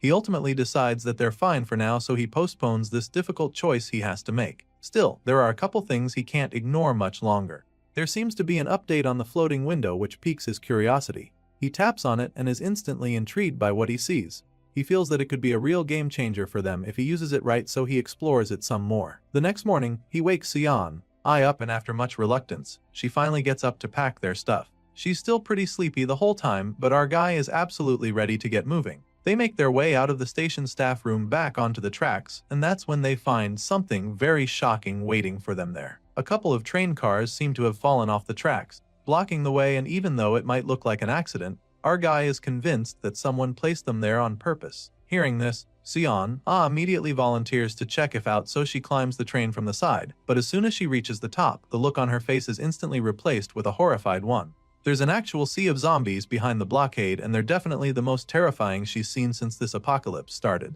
There's so many that there's probably hundreds of them waiting there. At this point, our guy already knows that passing there is not an option, so he suggests trying the other side. The two take their flashlights and slowly make their way through the other route. The path with the swarm of zombies is the only subway line connecting to their destination, so Sion really doesn't know what they're going to do now. Our guy is also really stressed out by this option, but he has to make the call, and right now, the only option they have is to go up to the surface. Unfortunately, the wind up there is even more brutal now. Still, they can't hesitate because there's no telling when that sea of zombies will break through the blockade. Well, going up is just as risky because their sense will give them away for sure. That being said, Sion feels that they need to mask their sense somehow, but Song is not seeing the likelihood of that happening. I mean, it's not like they can take showers, so he suggests going back to check if they missed something out on the tracks. Once again, Son goes out to check, and he uses the opportunity to check the floating window again. He opens that new feature he discovered earlier. It's called Explorer, and it allows the purchase of hidden items not listed on the shop. If the item doesn't exist on the list, the scanner is not consumed, but if it does, the scanner is used up even if not purchased. Seeing this, our guy realizes that he'll be risking 1 coin just to use the Explorer. So now, the big question is if he's willing to take that gamble. The story continues from the moment the MC decides to check out the Explorer feature of the mysterious shopping system. A page pops up, explaining exactly how it works. Basically, the Explorer is a feature that allows the user to purchase hidden items that do not usually appear in the shop list. If the item doesn't exist in the list, then the Explorer won't be consumed. But if it does exist, then the Explorer will be consumed even if the user doesn't purchase. After reading all of this, Song decides to purchase it, which causes another floating window to pop up. He's taken aback by the interface at first, but quickly gets the hang of the thing. He figures out how to work the thing, and the first item he searches for is a vaccine. I mean, in this zombie-infested apocalypse, that's probably the most precious thing one can have, right? Well, unfortunately there's nothing like that on the shop list, but at least his Explorer doesn't get consumed. Still, the MC is determined to find some kind of cure on the shopping system, so he tries again. This time around, he searches specifically for a zombie vaccine. But just like the first time, he doesn't find any results from the search, and once again, his Explorer remains intact. When that doesn't work, he tries again, typing in stuff like zombie infection antibody and virus vaccine, but time and time again, all he gets is the same response, telling him that there is nothing like that. Song keeps trying regardless, being as creative as he can, but it's all futile. And once he's finally run out of ideas to find a cure on the shopping page, he just flops back down on the bed, feeling disappointed. He knew that this would likely be the case, but he's convinced that he still has to give it a shot. Now that he knows there's no cure on the platform, he decides to search for something else on the system.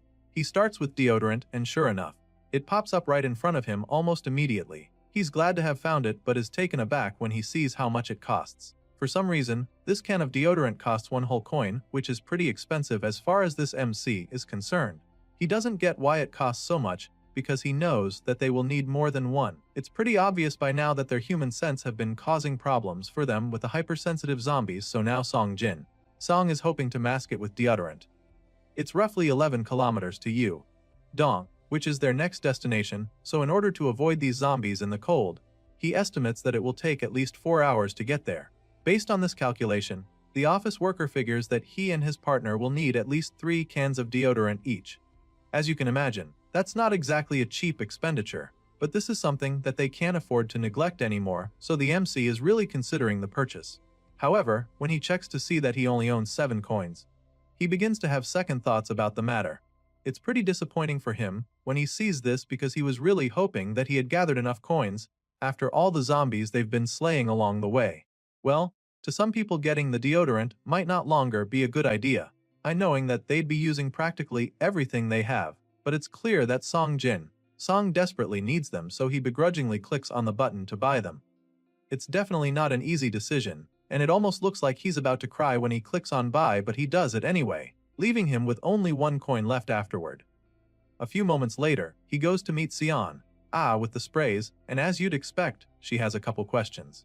For starters, she'd like to know where he found them, but just like before, the MC isn't ready to tell her about the shopping system, so he lies to her, claiming that he found it at the platform inside a bag. Well, the lady has no reason not to believe him, so she buys the story, feeling all excited about it because she knows how useful these cans of deodorant will be during their journey. Still, she's not completely sure that these alone will be effective enough to keep the zombies off the zombies. Sure, it would mask their human scents, but Sion, I can't help but wonder if that will do the trick. In response, our guy simply suggests that they try it out first and see what happens. As far as Song is concerned, that's all they can do, and if it doesn't seem right, then they can always come back and strategize. The MC explains this to his partner, and she's all for it, so they begin to cover themselves with the deodorants. They help each other spray their bodies and other stuff like their bags to really hide the scent. After spending some time doing all that, Song asks his partner if she's ready to get a move on.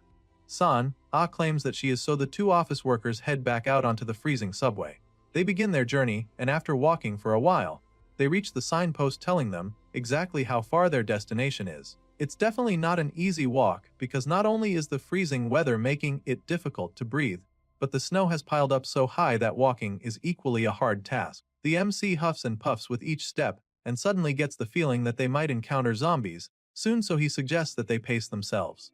Of course, Sion agrees with this idea, so they both pick up the pace, but shortly after that, the wind speeds get higher, making it almost impossible for them to see anything ahead of them. Usually, this would be the time when they begin to panic, knowing that it's just a matter of time before nearby zombies catch their scents. They've been in that situation more times than they would like to do, even though they're wearing a heavy amount of deodorant right now. The lady can't help but panic when she spots a zombie lurking around. At first, she's pretty nervous, but then after a while, the zombie still doesn't sense them around despite the wind trying to rat them out. At this point, they're a lot more relaxed but also curious, wondering if the deodorant is actually working or if something is wrong with this zombie in particular. Songjin, Song and San, I slowly move closer to the zombie, curious to find out just how well this deodorant works. The two get pretty close to the zombie, anxiously waiting to see what happens, and then all of a sudden, the undead creature jerks and turns around to face them. The MC is alarmed by this, but he stands his ground, especially since this zombie doesn't seem to know exactly where they are yet. At the moment, he's not sure if they've been caught, so he remains brave as he grips his weapon tightly in case he needs to use it. However, this zombie just keeps turning around in confusion without actually figuring out where they are. It's like it knows something is there, but unlike before, it can't make out where or what it is. After watching the confused creature turn in circles for a while, the MC decides that it's time to get a move on. Clearly, this zombie couldn't get them despite being a few feet away, so it's starting to look like his genius plan is working. San, I is really excited about this, so she tells him, and he just suggests that they keep going with this momentum. Now, they're sure that the deodorant can actually make them invisible to the zombies, so all they have to do is make the best use of this hack. The two continue their journey until they get to some kind of mall. Out of all the shops there, Sion, Ah notices only one place that looks like it's still intact. It's the Taekyeon gun shop, and even though it looks really enticing, she knows that it's probably already being occupied by raiders. And if that's not the case, then the gun shop owner might be the one in there, guarding the place from zombies or plunderers. Our guy agrees with her on this, confirming that the shop is most likely loaded with guns and gunpowder. With the right kind of defense, that place is a no-go area for zombies and raiders, and since he knows this already, he decides that they save the gun shop for next time. After all, whoever is in there is probably heavily armed. They keep moving forward, and then they suddenly get to another place that's familiar to the MC. It's a popular coffee shop and diner that Song recognizes, so he immediately knows that they've finally arrived at Soyu Station. Sion, I knows the place as well, so they both take a moment to stare at the station. The MC was actually hoping that they would have reached Yudong by now, so seeing that they're still a couple kilometers away from their destination, he's not exactly satisfied. Still, this is a pretty good milestone in the entire journey, so he suggests that they start looking for a place nearby to spend the night. San, I is probably tired of walking too, so she's okay with this plan. She offers to check the right side of the station and asks Song to check the other side.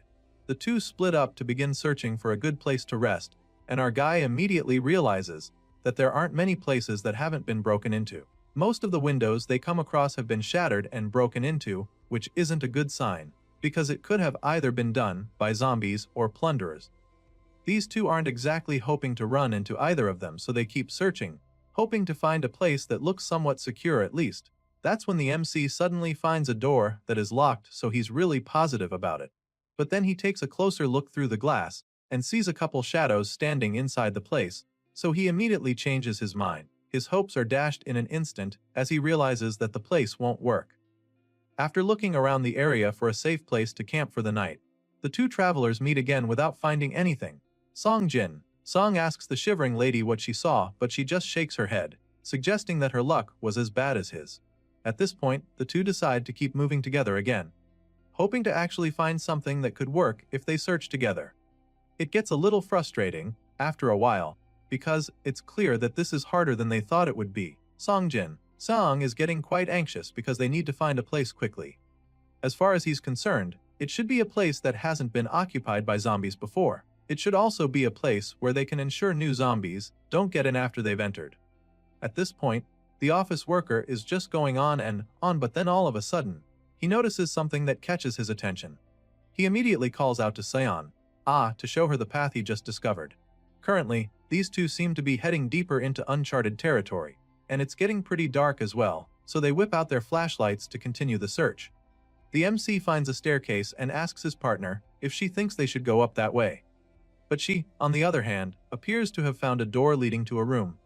She knocks quietly, but there's no response, so she presumes that there aren't any zombies there. At least that's how it looks. She lets our guy know what she thinks, so he goes over to her. curious to find out what's on the other side of the door as well. Seeing that they're on the same page, Sion slowly twists the knob to try and open the door, but quickly finds out that the place is locked. This is also a good sign, so she asks him if they should break into the place. Of course, our boy doesn't think that's the best way to go, because it's a glass door, which means that it will make a loud noise if they break it. With this in mind, he advises against breaking the door, so she just gets frustrated about the whole thing at this point. Sion starts to feel like there's no helping their situation, but before she can start brooding, Song realizes something that might just work. He notices something in the distance that gives him an idea, so he rushes over there, claiming that there might just be another way. Hearing this, Sion's hopes suddenly come back to life, so she curiously follows him as he rushes down the stairs. The MC goes downstairs and then suddenly stops in front of some kind of box hung on the wall. He's familiar with the thing, and for some reason, he's convinced that this is where they're going to find the solution to their problem. With this in mind, Song takes a leap of faith, reaching into the box for something, and just as he suspected, there's a bunch of keys inside it. He holds the keys up like a trophy, because he's almost certain that they're going to open that door. Meanwhile, his travel buddy just stares at him in amazement as he jaw drops to the floor. She is blown away by the fact that he found the keys, so she curiously asks him how he knew they would be there. Well, it turns out that the office worker somehow noticed earlier that the cafe's operating hours were quite long. And so, he figures that this means the place is divided into opening and closing shifts. And knowing that key problems happen often with that arrangement, it was a no-brainer for him since shops like that frequently hide spare keys nearby for emergency situations. The MC explains all of this while using the key to open the door, and thankfully, it works perfectly. As soon as they enter the room, the first thing that Sion notices are the bags of flour lined up on the ground, which leaves her stunned. But that's not all, because there are a couple crates of eggs sitting around too, which makes our guy realize that this place wasn't looted after the apocalypse started. No other survivors have gotten here yet, so this place is basically a jackpot. Anyway, Sion isn't sure what they should do with the flour, so she asks him what he thinks. At the moment, Song doesn't really see the need for flour, so he suggests that they leave the bags and come back later. Besides, it's too heavy for them to carry right now, and after he explains this, Sion decides that they'll have to hide the stuff if they're not taking them.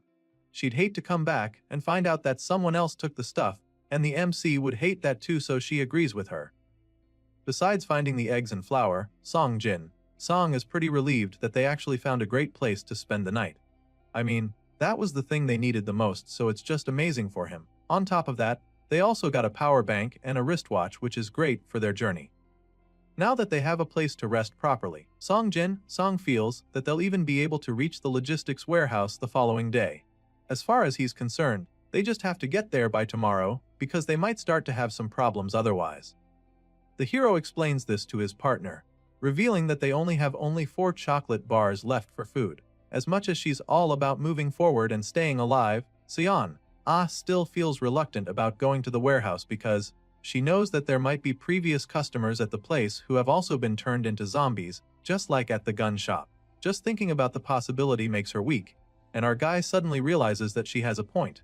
That being said, she suggests that they set up a code in case something dangerous happens to one of them. Of course, the MC thinks that this is a good idea since he wouldn't want anything bad to happen to her. San gets all flustered when he says this, and then proceeds to come up with an idea for this code she's talking about.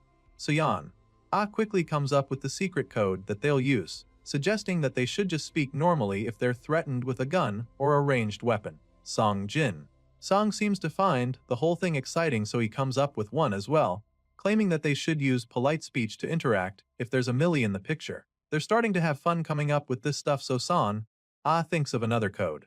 She decides that she'll just say Appa if she can handle the number of enemies in her way. As for Song, he figures that he'll just say sir if the situation he's in is unclear to him at that point in time. As for a situation where they need to surrender, Sunbae will be the code word. The two partners go on like this for a while, coming up with different hidden messages that they can use, and after some time, they finally have enough. In order to perfect this place, Sion feels that they need to loosen up their speech so that they don't stand out that much. And of course, our guy agrees with her. At this point, they finally have a plan, so the lady is satisfied, feeling that they can finally rest, but just as she's saying this, a terrifying bolt of lightning strikes right above them. She's startled by the loud bang as you'd expect, but what really shocks her is the fact that snow starts coming down again just seconds after the bolt of lightning. She's truly baffled by this because she had no idea that it can thunder while it's snowing. Song Jin-song also hasn't ever seen something like this before, so he's just as puzzled as she is. Right now, it looks like the snow is piling up even more, and when the MC points this out, chimes in, fearing that the following day is going to be rough. Our guy can help but agrees with her, even though he knows just how bad the news is. Seeing that they'll probably have a hectic day when the sun finally comes up, decides to get some sleep right away. She covers herself with a blanket as she lies on the table while the hero sits in the chair next to her, hoping that he'll be able to get some sleep as well. Soon, he's finally starting to get some but that's when he hears a strange sound coming from outside all of a sudden. His eyes shoot wide open, curious to find out what made the noise, but when he looks out the window, he's just stunned. It's a motorcycle out there on the road, and someone is currently riding it past the building. Seong is puzzled, because he didn't even know that motorcycles could cut through snowy roads, and he also doesn't understand why someone would be out this late. Besides that, the person is currently headed in the same direction that they've been traveling, so the office worker gets really curious. Sure, this person could just be riding somewhere else, but he can't help but feel restless about it. Song is still panicking about the motorcycle when he's suddenly drawn out of his thoughts by something even worse. He looks at the other end of the road and is horrified to see a horde of zombies coming their way. Clearly, this is very bad for them, and it seems that the noise from the horde is so loud that it wakes Son up. The lady shoots up from the table to check what is going on. At this point, our guy figures that the noise from the motorcycle that just passed the road was what drew the zombies out. It's not looking good for the two travelers, but at first glance, it seems that there are at least a few hundred of the zombies out there. And sure enough, this gets the MC pretty worked up, because he can already see how much harder this makes their journey. Even if only a few zombies stick around in this pursuit of the motorcycle, by the time they get to you, there will already be way more of them than the previous day. Is also disturbed by the situation, so she anxiously asks him what he thinks they should do. Well, at this point, the hero just starts by analyzing the situation. From the look of things, he presumes that the motorcycle must have stumbled into a zombie horde and fled. But if that's not the case, then his guess is that this rider is deliberately leading the zombies somewhere. If this is true, then it means that Song and his partner could get caught up in whatever mysterious plan that the person is up to. Surely, they wouldn't want to get mixed up with a plan they don't understand and get trapped with the zombies. But then again, I also reminds the MC that they can't just wait for the zombies to scatter naturally when they're pretty much out of food already. Once again, she's making a lot of sense and the office worker agrees with her. Besides the fact that they have no food left, he also knows that they have about 3.5 kilometers left to their destination. That being said, turning back at this point isn't exactly an option. Song continues to brainstorm on the matter until he comes up with an idea. The hero figures that there might be some information they can use in the community feed. It's been a while since they checked in, and now would be a good time to get an update from there. Thankfully, these two were lucky to have found a spare battery earlier, so now, all they have to do is get on the server. A few moments later, we get to see that chat where other survivors were talking about the lightning and thunder that happened even in the snow. Well, it turns out that this mysterious lightning was only seen in Gangbuk, while the people in Suwon experienced relatively normal snowy weather. After reading through a few messages, Song is a little disappointed because he doesn't feel like any of this helps them at all. As for the lady, she is just surprised to see that some places are getting hail too. The MC is taken aback by this, so he curiously reads the rest of the conversation. On the chat, someone asks if it's true that there is a shelter in Yeongjangdo, claiming that he ran into some survivors who were heading there, because there's allegedly a huge shelter there. However, the others don't seem to believe that it's possible since the government has already collapsed. Still, those who are already heading there claim to have seen the message of a large shelter scribbled on a sign. Seeing this, our boy and his partner are pretty shocked. Anyway, the argument on the chat goes on, with someone warning others not to go to that place. They claim that it's actually a cult and that they escaped from there. Unfortunately, some other survivors don't believe the story, so they call it BS, insisting that people can't just change that fast to start a cult all of a sudden, when it's only been like a month since the apocalypse started. At this point, the one claiming to have escaped the cult just stops trying to convince the one doubting. The person continues talking about the supposed shelter, revealing that they're giving clothes and food to strangers for free scene though the world government has collapsed. As far as this person is concerned, the people running that place aren't doing it out of goodwill, insisting that they are gathering people for a reason. After reading all of this, the two travelers can't help but feel conflicted about the whole thing. Sion, admits that she's kind of creeped out by the shelter thing, but asks the assistant manager what he thinks. Well, of course the MC has his suspicions too. It has only been 3 weeks, and yet this group has already built a shelter that can house people and supply them steadily. Our guy suddenly remembers that Deputy Yoon Hyok, Jay said in a message that he was heading toward the west coast. With this in mind, he feels that they'd probably be able to get more information if they could reach the man. However, for the meantime, Song decides that they just rule this shelter place out of their options since they don't know enough. Once again, is on the same page with him, feeling that it's best if they stay away from the creepy shelter. The MC confirms that those are all the messages on the community feed, so he's a little disappointed that there's no new info about that motorcycle. So, he decides to come up with a new plan. Song decides that they stick to their original idea, which was to head for the logistics warehouse. They make their way back out onto the freezing streets, but agree to stop or turn back if they run into a zombie horde or anything risky on the way. Shortly after going out, they spot a few zombies around, so the MC takes out the cans of deodorant again. Apparently, they're about to use their last shot of the thing, which means that they have to move faster now. Thankfully, there aren't many zombies on the streets, and it looks like they should be close to their destination by now. The major problem now is the truck fog that's making it very difficult to see what's ahead of them. Still, the two travelers keep pushing on through it all. Eventually, they get to a point where where the MC checks his watch, confirming that the scent blockers should have worn off. That being said, he informs his partner that they'll probably have to fight if they come across any zombies. Besides that, they should also have reached their destination, so they look around the area in search of the warehouse. While struggling to see through the thick fog, suddenly spots something in the distance. Sure enough, it's the warehouse they came looking for. It's way bigger than our guy expected, which is a good thing because it means that they shouldn't have to worry about supplies here. With this excitement, Sion rushes to the door and tries to burst in, but after pulling on it a couple times, it still doesn't budge, which leaves her pretty confused. From what she remembers, this place used to be open all the time, so she doesn't get why it's locked now. As for our guy, he just starts brainstorming again. Just then, Sion notices that there are barbed wires on the walls, which also wasn't the case the last time she was here. But that was a few months ago. Seeing that the front entrance isn't exactly going to work for them, the office worker suggests that they look around and search for a way into the place. The both of them start going round the place, and that's when the sharp-eyed lady spots something that just might work. It's a breach in the barbed wires on the fence, so she feels that they will be able to get in through it. She immediately prepares to climb up the wall, but the office worker stops her, because he feels that it's too dangerous. They don't even know what's on the other side yet, and he also finds it suspicious that this little gap is the only weak spot. It looks like an intentional breach to him, but Sion doesn't think they have any other options besides this. Despite being worried, the MC can't deny this fact. On top of that, their scent blockers have worn off, and they don't have any food either. Sion continues to give him reasons why they have to go in through the gap until he changes his mind. Still, he tells her to be careful once she's inside, concluding that they'll probably have to fight. Once they're finally on the same page, our guy crouches down to give her a boost. The athletic girl runs up and floats up to the top of the fence in a flash. She takes a moment to scan the surroundings and concludes that there's no one around.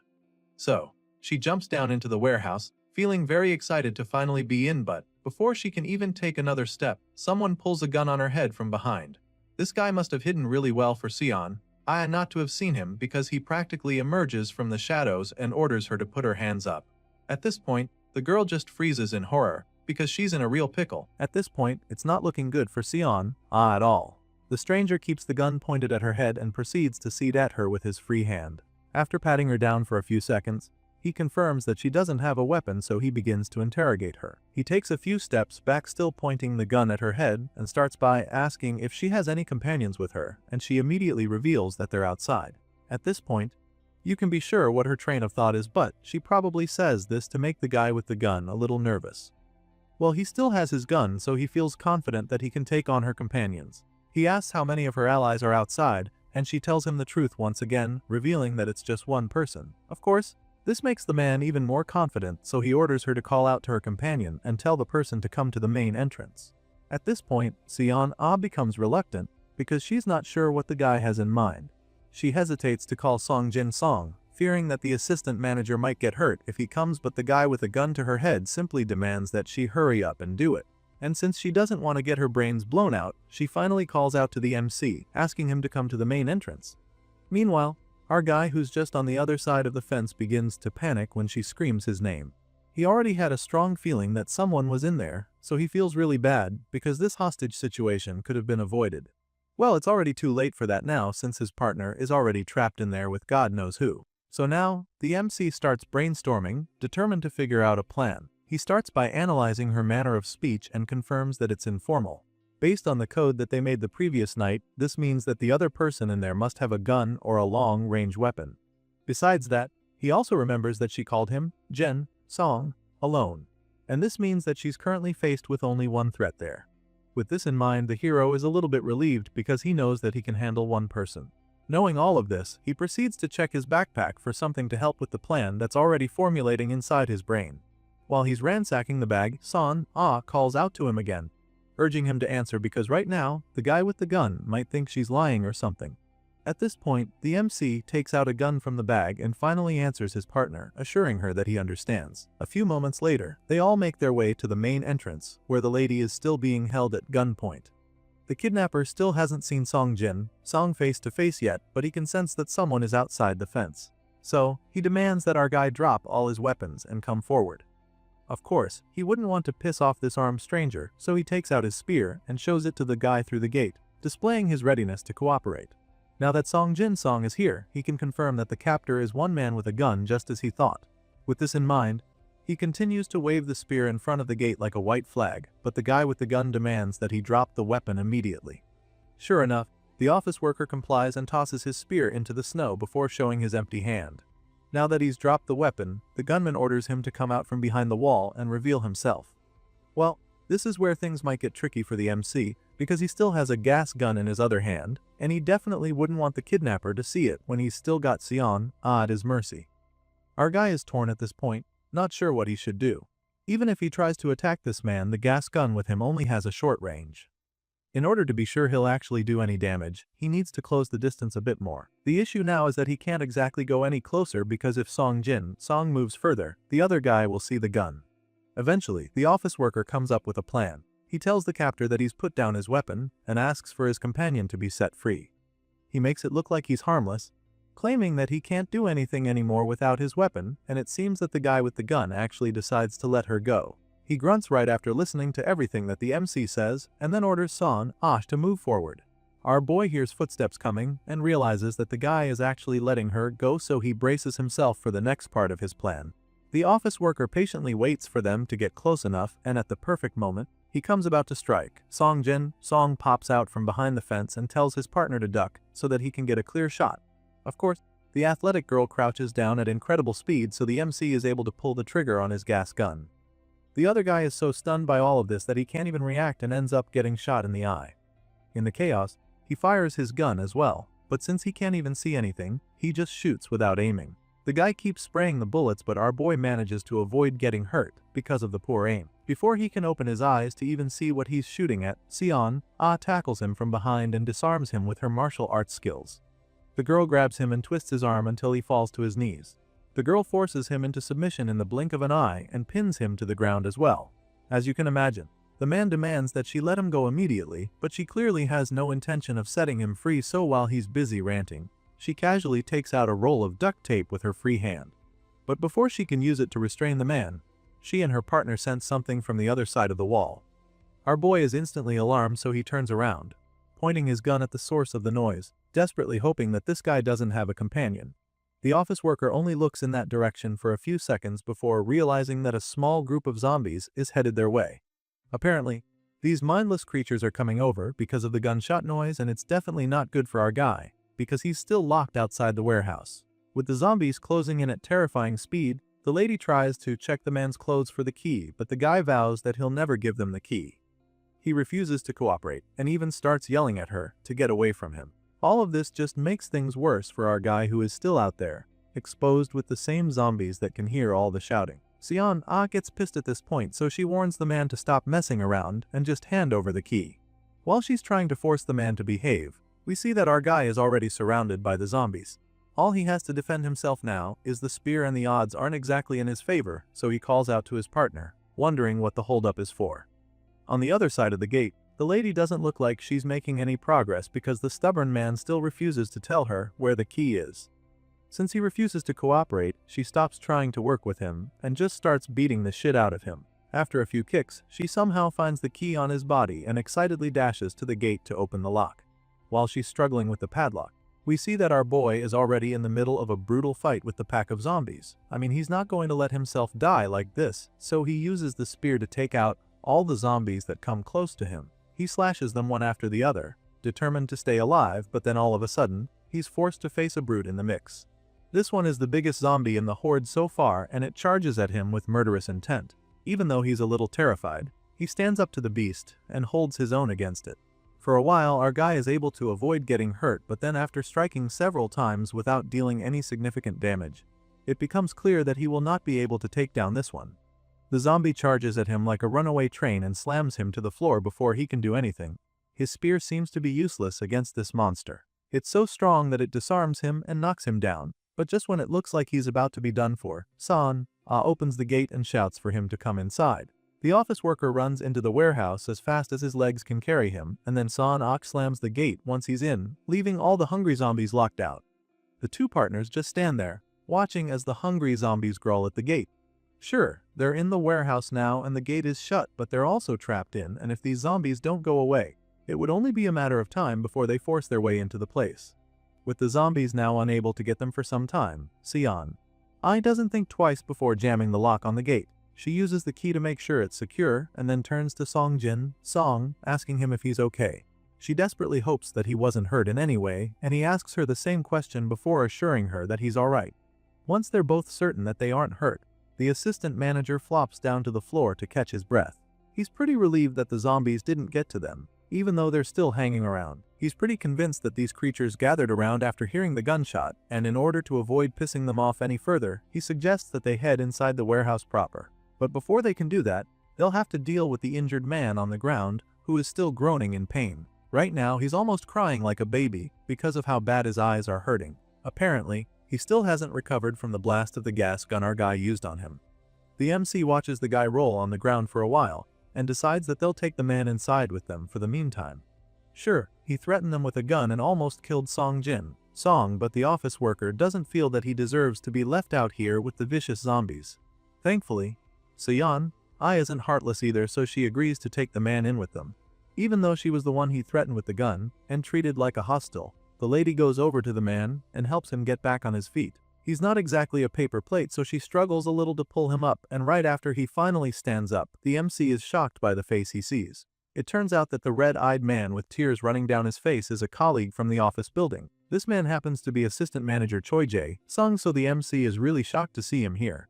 A few moments later, once they're inside the building, they help Choi relieve the pain in his eyes, and once he can finally see properly again, he puts on his glasses. While the man is cleaning up, Songjin and his partner take a brief sidebar to discuss, and that's when he tells her that Choi Jae-sung is the person he met in the first floor security room back in the office building. He confirms this without a doubt, and then Sion whispers to him, admitting that she didn't expect to meet Jae-sung like this. Just then, our guy notices Choi wiping his eyes with a towel, so he tells the man not to do that. Apparently Jae-sung already knew that, but his eyes are still hurting, so he can't really help it. Choi's eyes are still watering seriously, which just goes to show how bad it is. Seeing this, the MC starts feeling a little guilty, so he apologizes. The gas gun is quite potent, so he can already tell that the effect will probably last for a few days more. At this point, Choi just sighs, knowing that he's screwed for a couple days. Thankfully, he's not mad at our guy for it. I mean, if they had just said something beforehand, they wouldn't have had to fight at all. But then again, Choi admits that he was the one who attacked first, so he can't really complain about it too much. He started it. The guy puts a kettle on the stove, probably to prepare something for his new guests, who are grateful for his hospitality and understanding. Choi Jae-sung just smiles in response when he hears this and then brings the kettle over to serve them some warm tea. He pours it into 2 cups, and then gives it to his guests, who are really appreciative of it. I mean, in this freezing weather, having something warm to drink is probably a luxury to them. They thank him for the tea and start sipping immediately in order to warm themselves. Choi Sung sits with them to do some catching up, and our guy starts the conversation by asking him when he got to the warehouse. The man reveals that he arrived at the place 3 days earlier, admitting that he came here because he saw that the warehouse has solar panels. Sion is so shocked when she learns that solar panels are here too, because she can still remember how useful they were back when they were still in the office building. She seems pretty excited to hear this, and so Choi goes on to tell her more about them. It turns out that he was even installing the solar panels earlier in the morning when he spotted the two of them for the first time. Song and Sion are shocked to hear this because they probably didn't think that anyone saw them outside. Well, Choi reveals that he did and goes on with the chatter, telling them how he had installed them on a window downstairs.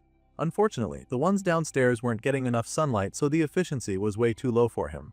And so, he was moving the panels up to the roof, and that was when he spotted them. Sion has quite some experience with solar panel installation, so she knows that it must have been really difficult for Choi Sung to do anything up on the roof when it was snowing. At this point, our guy just smiles as he stares at her. From the look of things, she looks pretty comfortable here, despite how she was when they first got in. Seeing how reluctant she is to leave anytime soon, the MC is glad because it looks like everything worked out well after all. Anyway, back to the conversation between her and the other assistant manager. Choi Sung admits that it's not easy with the snow when working up on the roof, and this is why he was trying to figure out a way to cover the panels with a glass wave. After all, they have plenty of materials here in the warehouse. The guy explains this to Song and his partner, so this gets the MC a little curious. Since there are a lot of materials over here, he wonders if by any chance there are enough supplies in the warehouse as well. Hearing this, Choi Sung simply starts by confirming that there are quite a few materials like building frames here. At least, this he knows for sure, but in the food department, the guy admits that he truly isn't sure what the situation is. As far as he's concerned, it's a little uncertain, and he explains this to them. As soon as she hears this, Sion figures that this issue might be because the warehouse where food is stored is at a different site.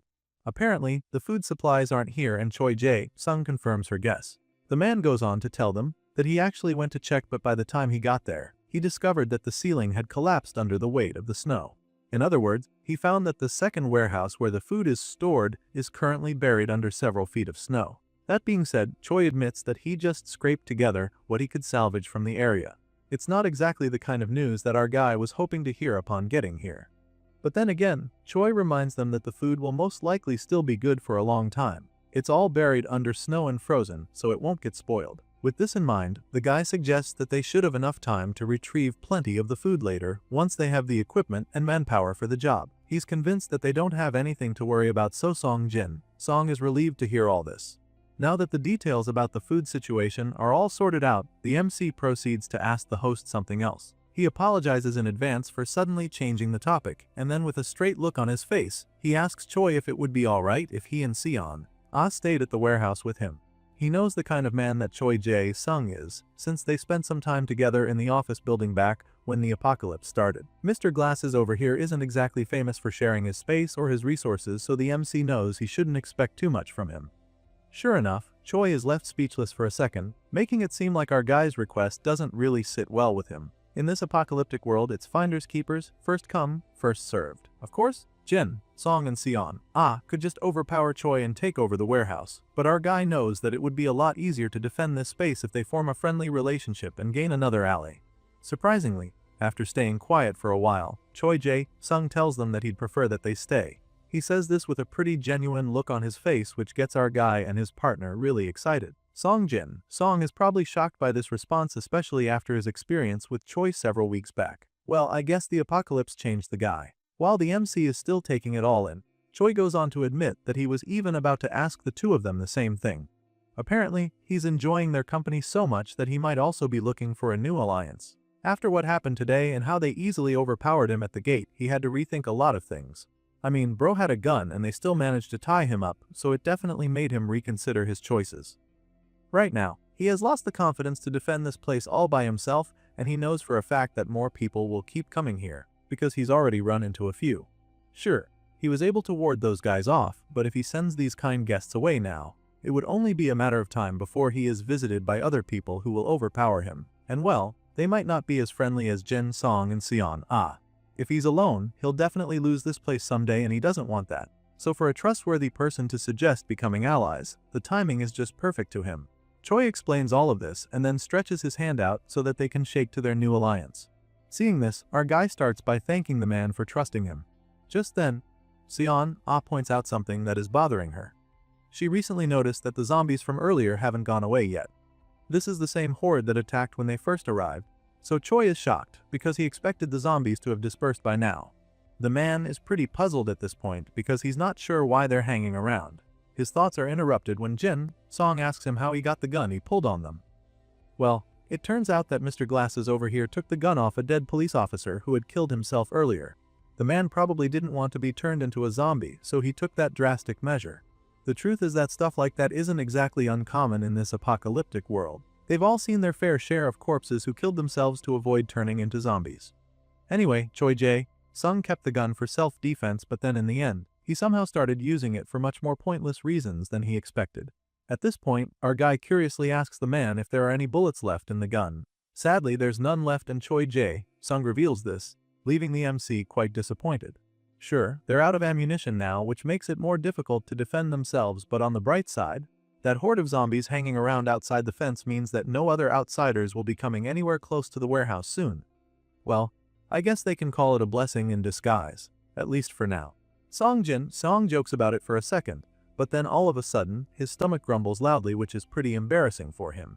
His cheeks turn bright red after it happens and Choi is shocked at it. The guy gets all worried as soon as he hears the grumbling noise and then asks the MC if he really hasn't eaten anything yet.